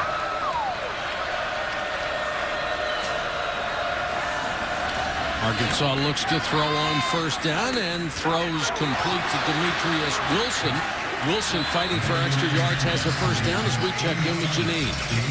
Well, Mike, exactly as you and Ed were just saying, Texas Tech's quarterback Davis Webb needs to calm down, go through his reads, and see his open guys. That's what Cliff Kingsbury just told me. He just hasn't been seeing the field, and it's especially frustrating for Kingsbury, who chewed out his offense on Thursday's practice for a lack of sense of urgency, lack of focus, and sloppiness. And Davis Webb told me afterwards that they were going to have a players-only meeting with the entire offense. They faked it to Collins, give it to Keon Hatcher on the flanker around. And he's up to the 46. I think the mistake that Webb was making at the end of the first half, his eyes were leading the defenders to exactly where he was going to throw it every single time. And if you're playing a team that plays a ton of man coverage, usually the defender's eyes are on the guys they're trying to cover. But Arkansas choosing to play a lot of zone, and they knew they were going to coming in where the guys can drop back and actually read the quarterback, and they've done a nice job with it. Alex Collins starts the second half at tailback. Stutter steps. And even in a slow developing play like that, the defensive line unable to get to him, and the linebackers took 3-4 seconds, and it's a 7-yard gain. This offensive line getting better through development in the weight room, getting deeper with the level of people that Brett Bielema and his staff are able to recruit. When you're able to sell what Bielema and his staff did at Wisconsin, you're going to get big bodies wanting to play on the offensive line for you. 8 guys drafted in the last 3 years off the offensive line of Wisconsin when Bielema's the head coach. Jonathan Williams back in at tailback. He gets the toss, breaks the tackle, but coming up from the corner was Kenny Williams and messed up the timing of that play. And this is a remarkable list, especially 2011, 2012, and 2013. How can you have that many guys who have NFL talent? My math was off. It's 7 guys. I said 8, but still incredibly impressive. 7 guys. Of course, Joe Thomas was a first rounder. Travis Frederick having a nice NFL career so far. But these are top level guys. And when you go out on the recruiting trail in Arkansas, that is something you can sell, and they are selling it. Williams dragging a tackler with him down to the 40-yard line. J.J. Gaines, the safety, got a free ride from the 223-pound tailback. And you think about last year when Arkansas was going through that losing stretch, the entire culture needed to be changed. And of course, Bobby Petrino was fired before 2 seasons ago. They brought in John L. Smith, which turned out to be a disaster in 2012. So it's going to take a little while to change the culture of what Bobby Petrino had built here. More of a passing offense, but it's starting to happen. The crowd trying to exhort the Texas Tech defense ahead on 3rd and 2. And they give it straight ahead to Alex Collins. He does not get the first down. That'll leave him 4th and about a yard. And this is in that no-man's land territory at the 39. If you punt, you don't pick up that much. Well, you have to go for it here if you're Arkansas. But if you knew that, maybe you call something a little more aggressive on 3rd down. And now this is something I'd want to get on the edge. I would not necessarily run between the tackles. Matt Wallace said the defensive coordinator knows that he is really young on his corners. The safeties have had hard times coming up the field. Maybe this is a toss play for Arkansas. It's a run formation, no wide receivers. Williams, the big tailback. Powers off the right side, first down and more. Williams stiff-arming a defender down to the 20, still on his feet, pulled out of bounds. And we have seen this just too many times for Texas Tech, where a safety, this time it's J.J. Gaines, comes right up into the hole. Now, it would have been a first down, but Gaines drops his head. We've seen that just be time and time a tough thing for Texas Tech's secondary to come up. And these running backs, all well over 200 pounds, showing good shake for Arkansas. Williams approaching 100 yards. He had a 100-yard effort earlier in the season, averaging 88.5. Williams again.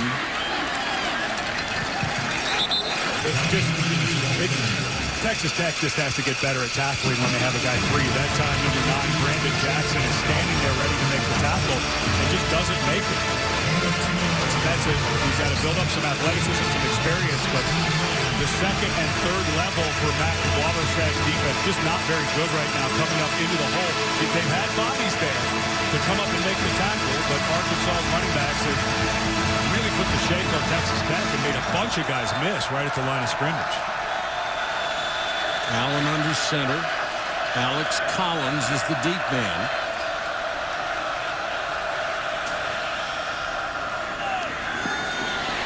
Collins. First man just can't seem to get them down, even if they can get a hit on the running back. Keenan Ward, the safety, made the stop, but not before they got to the 11-yard line. The line to make the 8. And I would expect on third and short, not much different. It just, guys are just missing tackles. That's Brandon Jackson. 2 plays in a row ending up on the ground instead of with the tackle. It's big yardage for Arkansas after those missed tackles. Collins on the toss, cuts it back, got a good block, and got a first down. Patrick Arins, when they put him in the ballgame, he's been an outstanding lead blocker as a fullback.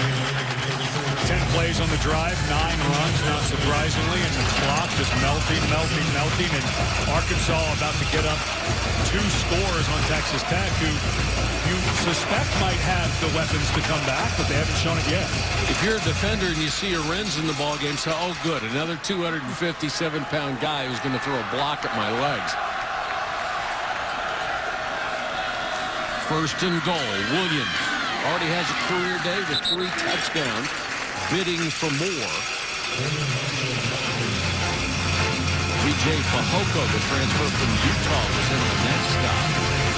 But you have got to suspect this defensive front, and I know that Texas Tech has done a good job substituting players, but those linebackers and those safeties start to get worn out as well. You've seen so many missed tackles, guys who have been in position.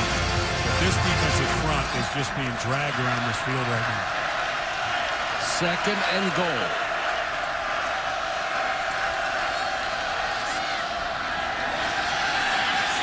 Throw to the corner of the end zone, out of bounds, incomplete. Good coverage that time. And that play just sort of smelled like a pass, didn't it? I like it. Second down and 5. Second and goal to go from the 5. Good throw down. You get a little play action. But that ball throw a little bit late. But now on third and 5, as crazy as it sounds, you would think this is a throw down. But I think for Arkansas, you may consider a run. They've just had their way here on this drive, running the ball. Third drive of more than 11 plays. This one approaching number 13. Brandon Allen looks to be changing the play. And now he wants a timeout. We'll take the break with them. Arkansas bidding for more here in Lubbock.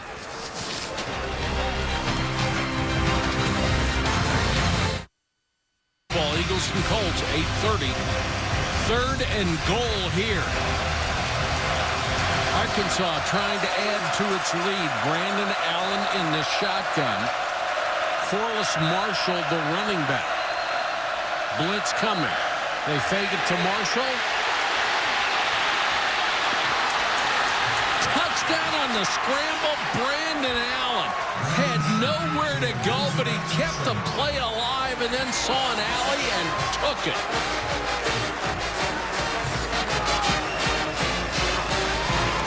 That's a heck of an effort. The first time, remember, he looked like he was going to run and ended up throwing to Williams for the first down. This time, again, Texas Tech has the play sniffed out.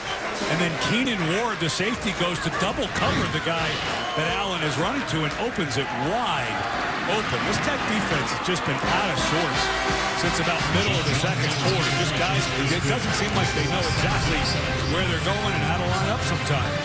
This drive took almost half of the third quarter. ESPN's College Football on ABC. Brought to you by Chevrolet. Find new roads.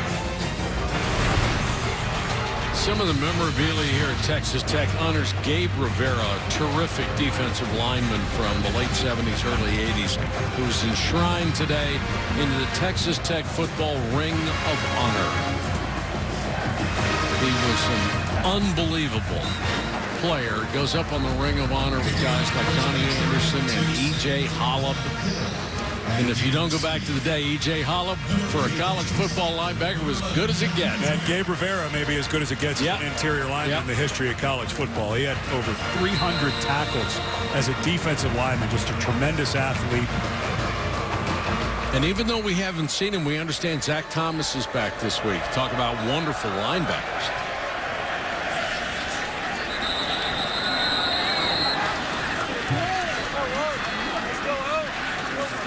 Check in with Chris Cotter. And let's go AT&T inside the headset, Mike. And Iowa State offensive coordinator Mark Mangino dialing up this Sam Richardson to E.J. Bibbs connection. Hawkeyes still lead the battle for the Cy-Hawk Trophy, though 14-10 over on ESPN.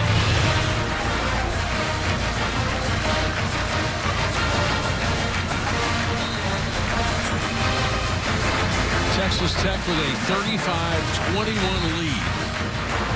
And they have to get the offense back in gear to try to cut into this margin. Webb throws to the outside, and his receiver is just smeared by Rohan Gaines, and Reginald Davis slow to get up. Holy cow, was he hit. Ball got there late. Webb on that, watching that side again, and just a good, clean tackle.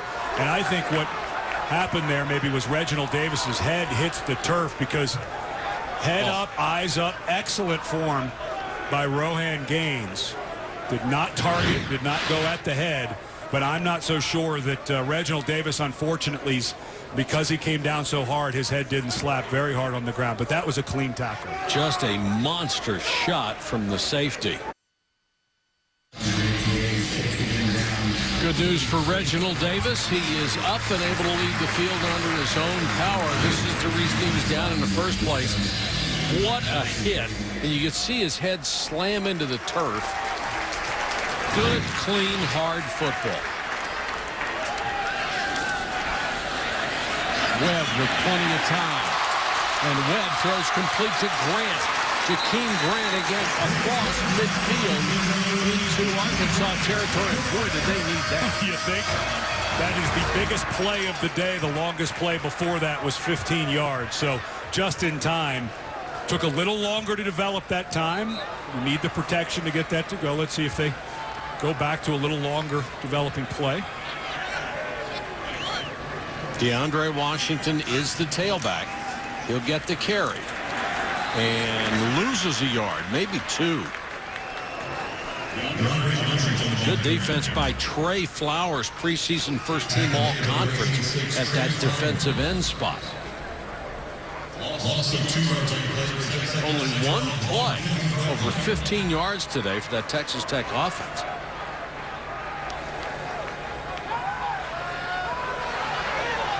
Webb with time, hangs in the pocket, throws underneath. DJ Polite-Gray makes the grab. And I think for Texas Tech, you always have to think about 4 downs when you get past the 50 now, down 2 scores. So here you are at 3rd and 7. Don't necessarily have to get all 7, because you're going to leave your offense out there on 4th down. Quentin White checks in the ballgame. He wears 37. 3-man rush.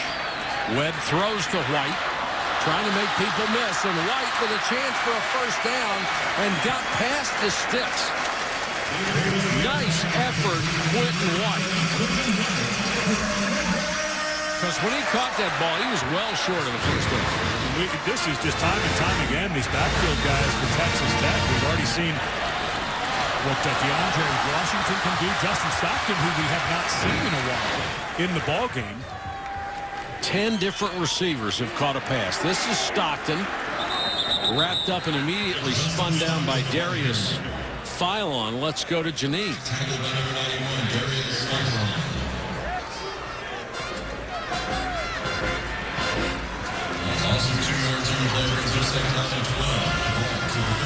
Obviously having a technical problem with Janine's microphone. We'll get back to her. Webb on the post over the middle, too far for Grant. All right, let's try Janine again. Hey, guys, sorry. I was just talking to trainer Jeremy Bush here for Texas Tech. Reginald Davis is okay. He had the wind knocked out of him. They were checking his ribs and abdominal area, but after taking a couple of sprints up and down the sideline, he's good to go. All right, thanks, Janine. Good to know. Big third down and long here. Three-man rush. Webb with time. Floats it over the middle, and it's going to be a touchdown to Grant. What a touch pass from Davis Webb. And somehow Grant beat the middle of that defense.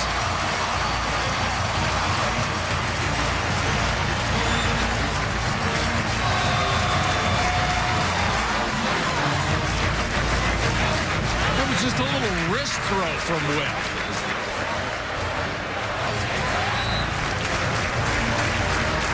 Good pocket work, too. Yes, it Stayed in was. there for a really long time. And Texas Tech with a big score. They're back with a touchdown after a 79-yard drive that only took 2 minutes and 15 seconds. We're talking about the inside receivers for Texas Tech. They've got the bunch, and you can see, freeze it right here. Grant's just running off. You've got a guy who's leading in front of him, so a lot of times that causes confusion for the secondary. And Tevin Mitchell, who had it, literally was just on the outside. And because of the amount of time that Webb had in the pocket, Mitchell was in pretty good position. But this Grant has a little bit of a different gear, and because Mitchell was on the inside, could never catch up. Way to step up into the pocket. Especially when you know you're going to get stuck. Yeah, for young quarterbacks, it's so hard sometimes to just kind of blindly step up, but that's where the money is. And Grant with that speed, again, not terrible coverage by Arkansas. Devin Mitchell was right there on the hit, but had no inside support from the safety. And Grant slides in for a big. Think about the momentum that gets back for Texas Tech and the amount of time they were allowed to leave their defense on the sideline.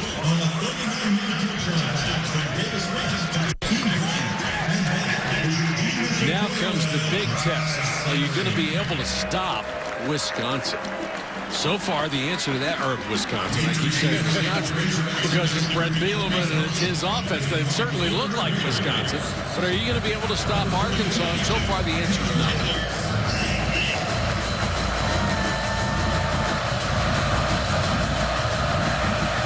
Hatcher and Marshall are deep. Returnable kick, Marshall, 2 yards in the end zone. Doesn't make the 20. Starting September 5th, it's TGIT. Thank God it's Thursday. That's the night for the premiere of How to Get Away with Murder, starring Viola Davis.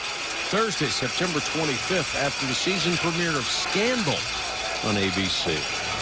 You think cotton is a big deal in this part of the world? Oh, yeah. Right down the street from the stadium.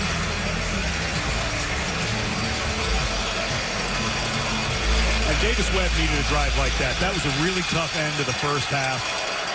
His eyes started betraying him, actually leading the defense to the ball quite frequently, and that time seemed to hang in the pocket a little better, wait for things to develop a little more, and they're able to get the ball down the field deeper in the pass game than they did in the first half. Back to the ground where they have made their money this afternoon. Jonathan Williams.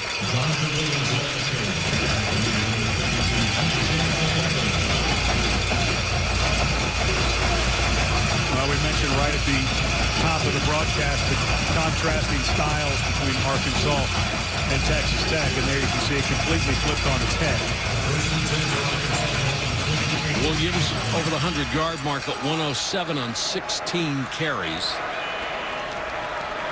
And it is just a relentless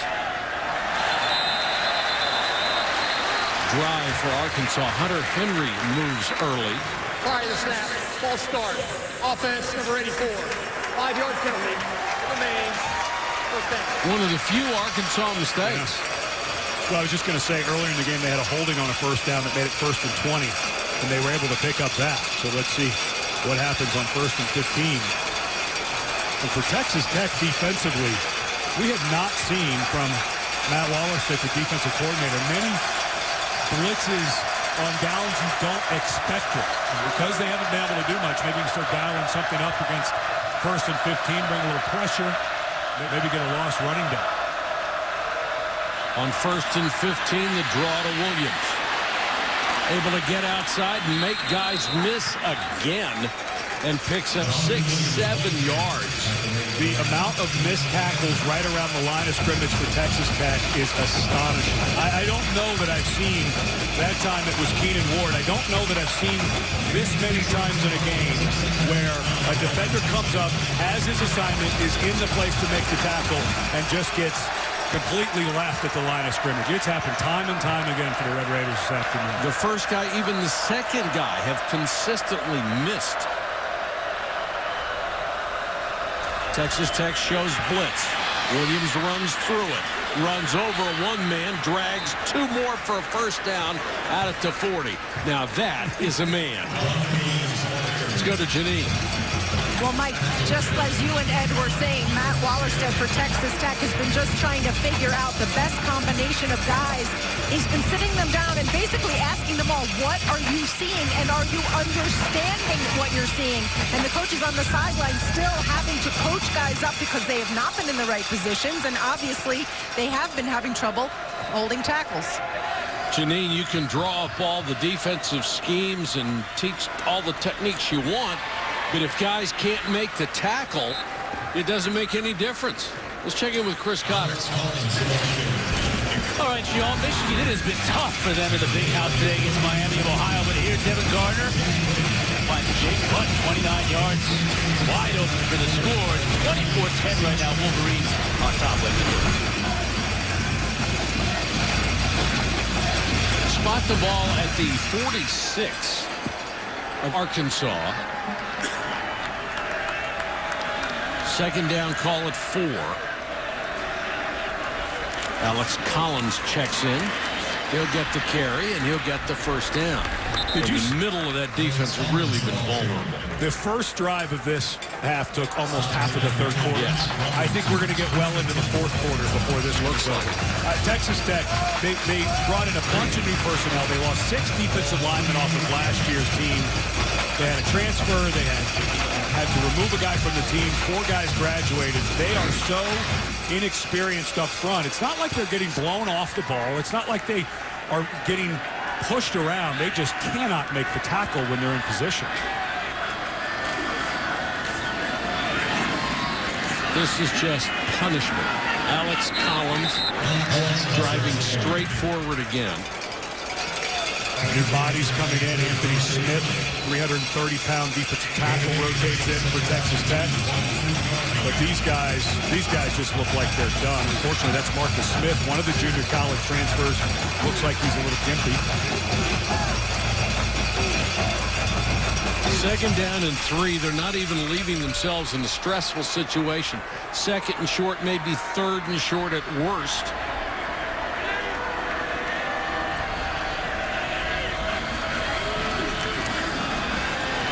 Williams, first down. Clock down to 1:31.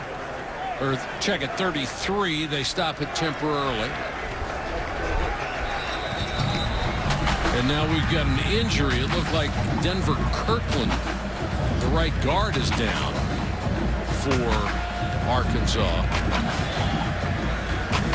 I had somebody I talked to on the radio earlier this week, and they said, can this offense work in the Southeastern Conference. So, well, of course it can work in the South. It can work in any conference. It is a sound scheme, and if you can run the ball like this and control the clock and have a good defense, why wouldn't it work on any conference on earth? I think it'll work going forward. What I'll be interested to see, and Arkansas is light years ahead of where they were last year. I put in watching the film of that Auburn game earlier in the year, and the game got away a little bit in the second half, but that was Nick Marshall just being a magician. But if you talk about the SEC and this run game, what I'll be interested to see for Arkansas is they've had a lot of missed tackles today that have led to big runs. When they go up against an SEC defense that has a second and third level linebackers and secondary that are physically better and more prepared for the college game, let's say, than Texas Tech. Texas Tech just very young. Let's see how many extra yards they get making guys miss. But I agree, as this offense goes forward, yeah, this it's going to be fine in this, especially if they keep getting NFL level offensive line. Oh yeah. Williams spins out of the tackle, picks up another 6.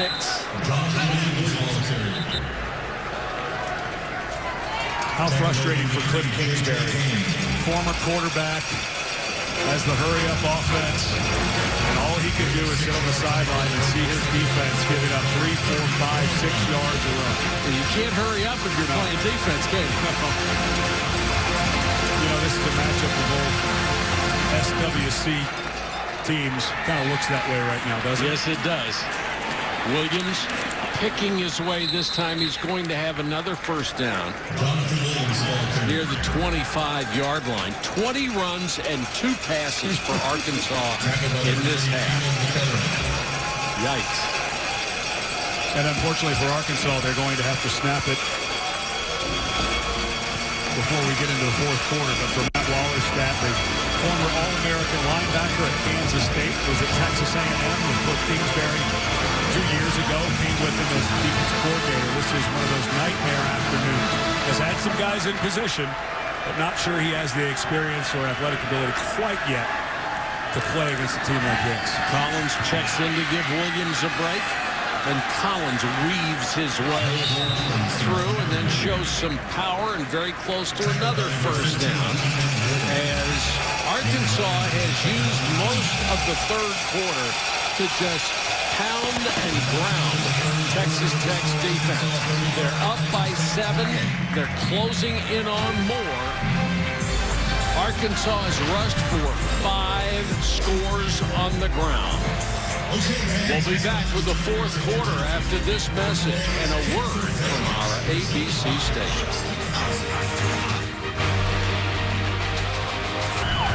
Starting the fourth quarter here at Texas Tech. Arkansas leads by 7, but the Hogs are driving.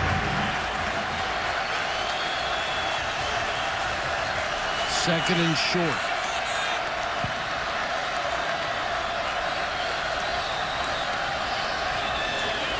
Collins down to the 8. Before that play, the last 11 plays, all runs.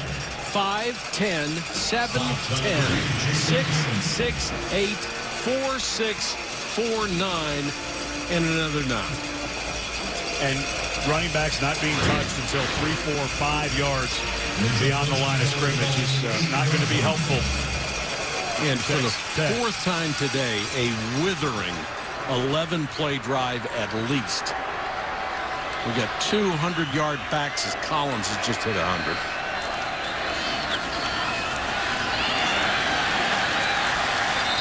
And the cheer goes up from the Texas Tech rooting section as Levy makes the tackle for a gain of only a couple.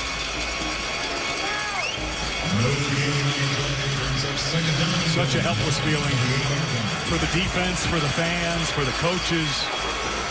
Because there isn't a single thing you can do. And you're only down 7. You're still in the ball game, but there's just nothing that Matt Wallerstadt and his defense can do. Williams is back in to the 5, to the goal line. Touchdown. Patrick Arends again. The lead fullback, number 40, has earned his scholarship today with some big blocks.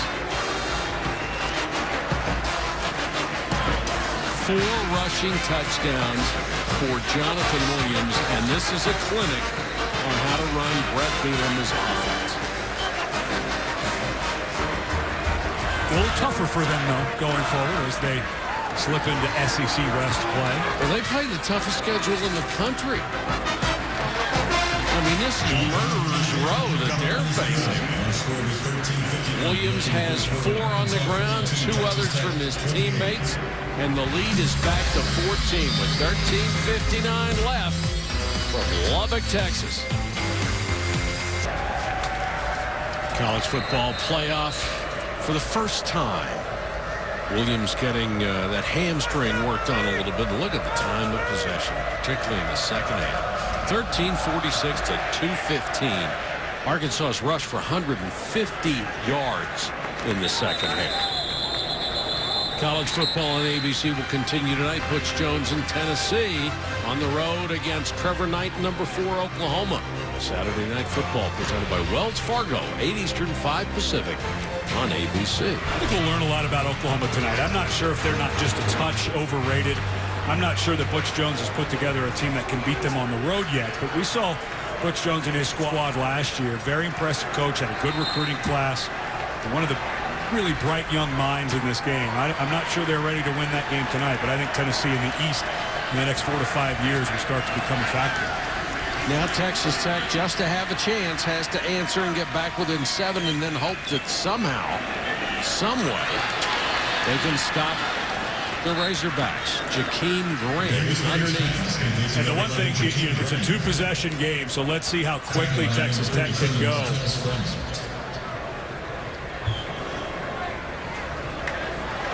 This time to Bradley Marquez, who was hurt earlier. He got a first down and got out of bounds. No, it's short of the first down. I'm sorry. Still need to go fast. A few years ago, they changed the rule where when a runner goes out of bounds, they only stop the clock until they replace it. When there's more than 2 minutes left in the half or the game, so clock melted even more.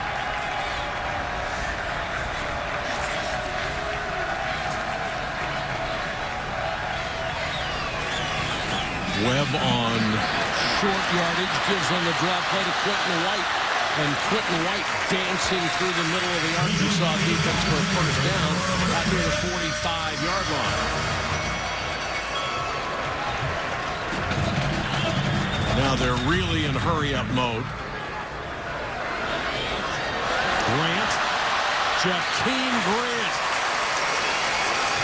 into Arkansas territory and inside the 40-yard line. Grant lined up as a tailback, obviously wanting this young man with the ball in his hands, gets to the edge. And now Texas Tech on the positive side of the field, they've got to think about maybe trying to get one. Now, I think this is going to be a big mistake on Texas Tech. They went to the line of scrimmage with 12. Offense, number 56, 5-yard penalty. It remains third down. Check that. They got Alfredo Morales with what they call a non-competition foul, and this is something that's really been hurting Cliff Kingsbury's squad. First down. So it's 1st and 15. They had those big personal foul penalties the first half that hurt them dearly.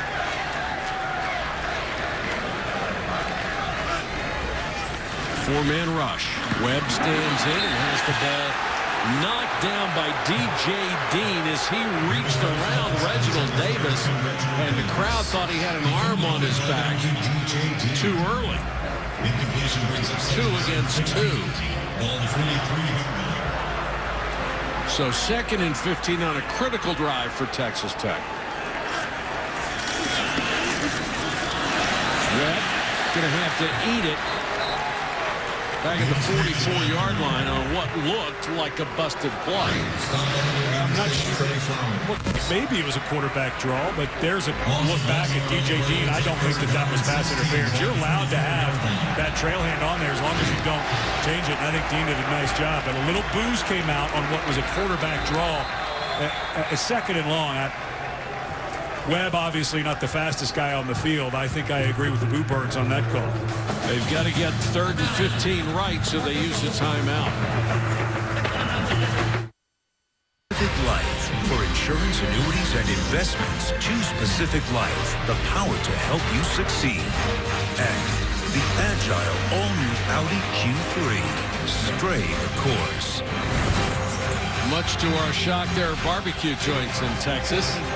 This is Tom and Bingo's Hickory Barbecue on 34th Street. Boy, doesn't that look good. That's the Pac-Man technique of putting meat in the center. Big down here. You don't have to think of all 15. You're obviously going to go for it on 4th down. Need a 7 or 8 yard route. 4-man rush. Webb will throw underneath and just floated that pass out there. Really needed to have something on it. He let Brooks Ellis close on his receiver, and they're going to send on the punting unit. And I don't know. Yeah, I don't. That ball just took forever to get there. Give Darius Phylon a helmet sticker for the pressure he got with a 4-man rush. But I think you punt this away, and I think you're kind of guaranteeing a loss here for Texas Tech. I don't know why you wouldn't go for it here. I mean, what are the odds that Arkansas is going to mount a sustained drive on the ground after this? About 100%. And you're already down 2 scores. This to me is, well, I'm just not sure you punt it away. High short kick, though, down it inside the 15-yard line. The all-new chase begins in Chicago. Jimmy Johnson looks to defend his titles. It's the Challenger round. 16 nations battle. That's what they're calling it now. 12 advance in the chase for the NASCAR Sprint Cup. Support your nation with #MyChaseNation. AFibStory.com 400 at Chicago. Tomorrow afternoon, 1 Eastern on ESPN, as well as live on Watch ESPN. I'll tell you a nation that has to be pretty happy right now is Hog Nation. The Arkansas fans, after what they have been through the last few years with just the embarrassing 2 years at the end of the Bobby Petrino era. I mean, how could you have much more of a disaster with what happened with Bobby Petrino? And John L. Smith. And then John L. Smith comes in, and that was a soap opera that was just so embarrassing. But now you've got a guy who's, you know, as solid as the day is long, who knows how to build a program. He proved that. He came from Wisconsin where he was in 3 straight Rose Bowls, so he's got a pretty darn good track record. And you can see it. The coaches always say film doesn't lie. When I was studying Arkansas this week, especially in that Auburn game, they were toe-to-toe. They can match up physically now in their league. They're getting much closer. Alex Collins on the draw, breaks through tacklers, and he's off to the races. 30, 20, 10, slows up, and got the touchdown anyway. Well, it wasn't a sustained drive, but it counts anyway. And what a run by Alex Collins. This is what they have done the entire ballgame, particularly the second half. Run up the middle and just pick their way for extra yards. Then he broke through the last line of defense. A lot of delays for Arkansas, which is really hard for an offensive lineman. The longer it takes for that play to develop, the longer you have to hold your blocks. And now a lineman for Arkansas down getting ready for the PAT. But luckily for Alex Collins, he was able to clear the goal line before Justice Nelson. Good hustle here. Yes, it was. Wow, that's much closer. It's a touchdown. He was across the line, but what a good lesson for any young player. Finish through the goal line. Get the ball across the goal line. As Collins was slowing down there. How embarrassed would Alex Collins have been? This is pretty good. 54 carries, 387 yards. These are numbers that passers put up, not running backs. 4 drives with at least 10 rushes, 20 first downs on the ground, and 7 rushing touchdowns. He comes as advertised. This is no surprise to anybody. And it's not the first time he's been around hogs. He grew up on a hog farm.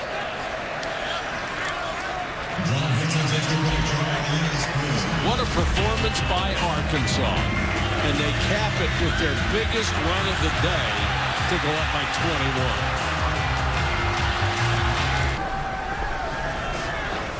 Back in Lubbock, where it's 49-21, Arkansas has broken it open, and Sam Irwin Hill will kick off. Grant and Stockton deep to receive. And Texas Tech is going to need all the speed and all the miracles they can conjure to come back in this game. Let's take a look at this week's AP rankings, brought to you by Northwestern Mutual. And Florida State Idol still maintains the #1 spot. Oregon with a big win today. Alabama plays at 6 Eastern. Georgia's trailing at South Carolina 21-13. And Baylor with an easy win against Buffalo the other night. Not too many challenges outside of the couple that are underway. Webb sets up the screen. Washington taken down by Martrell Spate, who leads his team in tackles. State becoming a very physical presence for Arkansas. They have really shown a lot of improvement over last year. Draw to Washington. Running room. 40 still on his feet. Arkansas the last couple of series not particularly sharp in the tackling department either. Well, they've been watching Texas Tech a little too much. But Texas Tech has a lot to build on. I know this is a frustrating day for them, and defensively they have a long way to go, but luckily they don't play a lot of teams in their league that look like, I was going to say Wisconsin like you, Mike, like Arkansas. It is, you know, when Arkansas came out for warm-ups in the whites, and it really is amazing. Really? You look at Brett Bielema, and there's so much history with him at Wisconsin that it is hard to make that adjustment. If they were wearing solid red jerseys, I think we'd have said it about 50 times. Yeah, it's a hard transition, but you start to understand the decision he made. Webb has that one tipped in the air and nearly picked. Brooks Ellis, who's had a really good game as a middle linebacker, got his hands on that one. But Bielema, it was really shocking when he took this job in December of 2012 after leading Wisconsin to bowl games in all 7 years, including those last 3 Roses that you said, but looking for a new professional challenge, was having a hard time keeping assistant coaches because he didn't have the salary pool that he thought he needed. There's the flag down as Quentin White has his legs cut out from under him near midfield. Holding, offense, number 62. Penalty is 10 yards from the previous spot. Repeat, 3rd down. And as bad as things look for Jeff Long, who I think did a really nice job with the Bobby Petrino situation, got rid of Petrino right away, but Jeff Long has to be happy with what he's seen and the progress for Arkansas. And, of course, a lot of eyes on Long. He's the chairman of the selection committee for the first year in the college football playoff, so everything Long does will be nitpicked, but he has to be very happy with the progress that he is seeing from this squad from last year to this year. And really the fans at Arkansas being very patient with Brett Bielema because they know what, with consecutive disasters, what that's done to their program, and they're giving him some time to rebuild, and obviously what he's doing is showing. Now it's 4th and 3, and Texas Tech will go for it out of necessity. Webb with time. He'll go deep down the sideline, underthrown and intercepted. Picked off by Andre Tolliver. Well, you're starting to see the recruiting paying off for Brett Bielema. Tolliver, a true freshman who's starting to get more playing time. He's earning a right onto the field, but Davis Webb has just had a really tough day. Stays on his receivers for a long time, and 4th and 3 decides to throw it up when all you need is 3 yards for the first down. But Davis Webb has a long way to go, and for Texas Tech, it was a really strange offseason in the quarterback department. Baker Mayfield, who started the first 5 games last year in their 5-0 start, hurt his knee, then got into a battle with Davis Webb going into the bowl game to see who would start. Mayfield decided to quit before the bowl game, transferred to Oklahoma, and then Michael Brewer who also played a bit last year, decided in the offseason to transfer to Virginia Tech. So now Cliff Kingsbury left with only one veteran quarterback on this entire roster, Davis Webb. Behind that is Patrick Mahomes, a true freshman, and Vincent Testaverde Jr., Vinny's son, who is also a true freshman. So the cupboard's not exactly full for Cliff Kingsbury because of those two transfers during the offseason.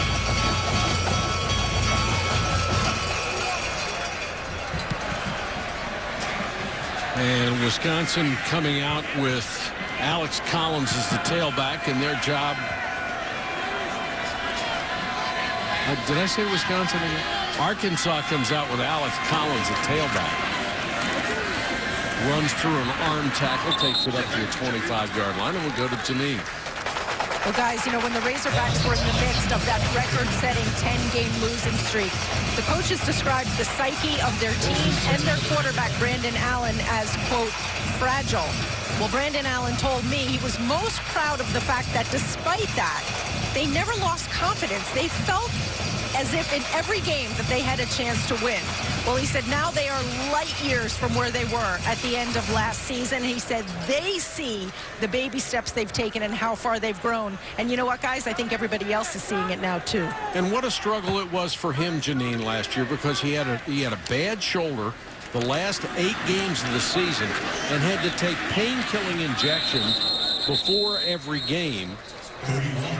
And that's something fans don't necessarily understand, and he wouldn't play well and because he didn't have a good surrounding cast around him, for one thing, and he'd be booed by the fans. And here's this kid who's taking shots every week in his shoulder just to get on the field. And not able to practice. Exactly. I mean, imagine a new offense, a completely different offense than what you ran under Bobby Petrino and John L. Smith. Plus the turnover of the coaches, the confusion of what's going on for these young men. Give a lot of credit to the young men who've stuck around this program, are really showing great improvement. Not sure they're going to factor into the championship in the SEC West this year, but don't be surprised if they make some noise and have something to say about who plays for the SEC championship before it's over. Here's what Arkansas has to look forward to. Number 7, Texas A&M. Number 3, Alabama. Number 6, Georgia. Then skip 2 games. Number 10, LSU. Number 14, Ole Miss. Number 20, Missouri. Thank you so much. And Mississippi State right outside the top 25. And, oh, by the way, Northern Illinois a favorite to win their conference this year. So this is, when I saw their schedule, I was shocked at how hard it is. Clearly the hardest schedule in the country. So they'll get better in the wins department because they're just so much better than they were last year.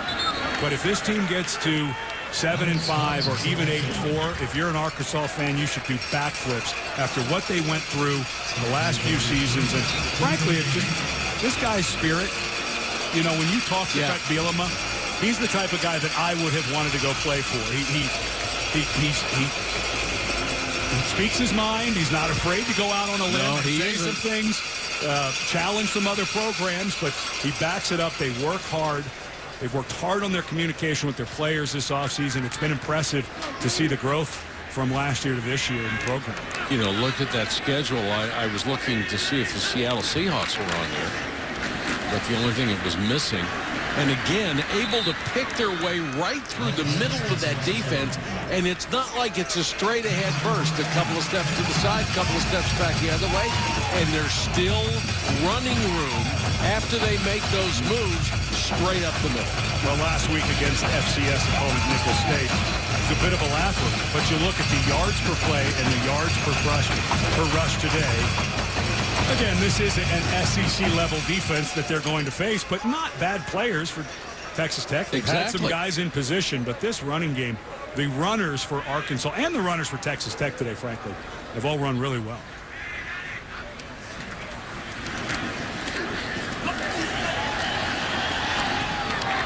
And the new tailback, Cody Walker, gets the carry. And, of course, this is what Brett Bielema did at Wisconsin. This was his calling card to football. He played under Hayden Fry, was hired by Barry Alvarez, and Barry Alvarez told him, You're not going to find many great running backs in Wisconsin, but you can find 5 big eaters to play on that offensive line, and he found them every year. He's found enough runners, too. Monte Ball was pretty good. Yes, and Melvin Gordon, who was recruited by Bielema's staff. If you have not seen Melvin Gordon play this year, please check him out. In my opinion, Melvin Gordon is the best running back in the country at Wisconsin. And we saw Todd Gurley last year from Georgia. We saw Melvin Gordon. We saw DeAnthony Thomas at Oregon last year. But he found some runners, but boy, did he find some life. But his point was you don't necessarily get these guys out of Wisconsin. You got to go somewhere else to get them. But you can find left tackle, left guard, center, right guard, and right tackle, and you can find them in quantity. And they're starting to find them. Of course, you can find those in the southeastern part of our country as well. And they are starting to find them here at Arkansas, starting to build some depth, development off the field, recruiting better talent. It's going to be a good front for years to come. 2nd and 6, and it is just another brutal drive against this Tech defense. Tomorrow, get your NFL Sunday started on ESPN at 10 a.m. Eastern. Chris Berman and company will be live for Sunday NFL Countdown presented by Snickers. And before you set your lineups, catch Fantasy Football Now presented by Papa John's at 11 a.m. on ESPN2. Both also available live on Watch ESPN. Has the NFL season started? I didn't notice that. You missed that? Yeah. Not enough promos and on TV about the start of the season. I'm going to say, you really haven't been paying attention. 3rd down, call it 5. And they'll come up short this time in a wry cheer from the Texas Tech crowd, at least the ones that are remaining. Well, but that's not a defensive stop because now Arkansas is going to go for it on 4th down. No reason to punt here. Clock's melting. You're on the plus side of the field. What confidence for Arkansas, though. They get and now you get a game. The nice part for the Arkansas coaching staff is the next game against Northern Illinois. Northern Illinois is good enough that you have to be focused. It's not like a giveaway game, so they'll be able to build off of this and go into another competitive game right away. Cody Walker, a fullback playing tailback, will get it on the delay. Walker stops short. But look at the second effort. Got it down to the 29-yard line, and that is another 1st down. Boy, oh boy. Because of the three timeouts by Texas Tech, not quite able to run it out. And there's some Arkansas fans who made the trip.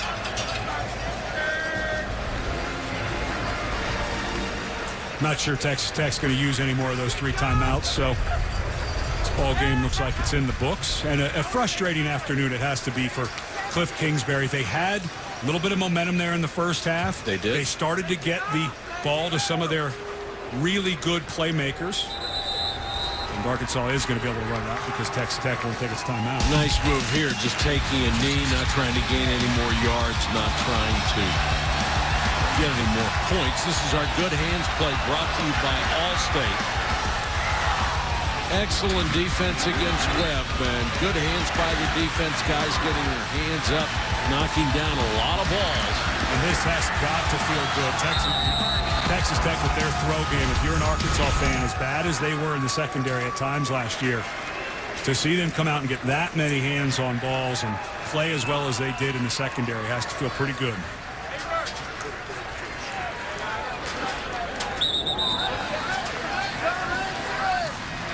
The other thing this ground game did for Arkansas, they used up so much of the clock that Texas Tech has only had the ball 3 times in the second half. So just about everything went right for the Hogs in the second half, and they earned that. Sure did. And Brett Bielema has been an outspoken advocate of trying to slow down offenses in the game. Probably went a little far with his comments during the offseason, but one way that you can take the number of plays away for an offense is run the ball the way they did today. That'll do it. We'll count it down to 0-0. The first win for Brett Bielema and Arkansas over a Power 5 conference team since 2012.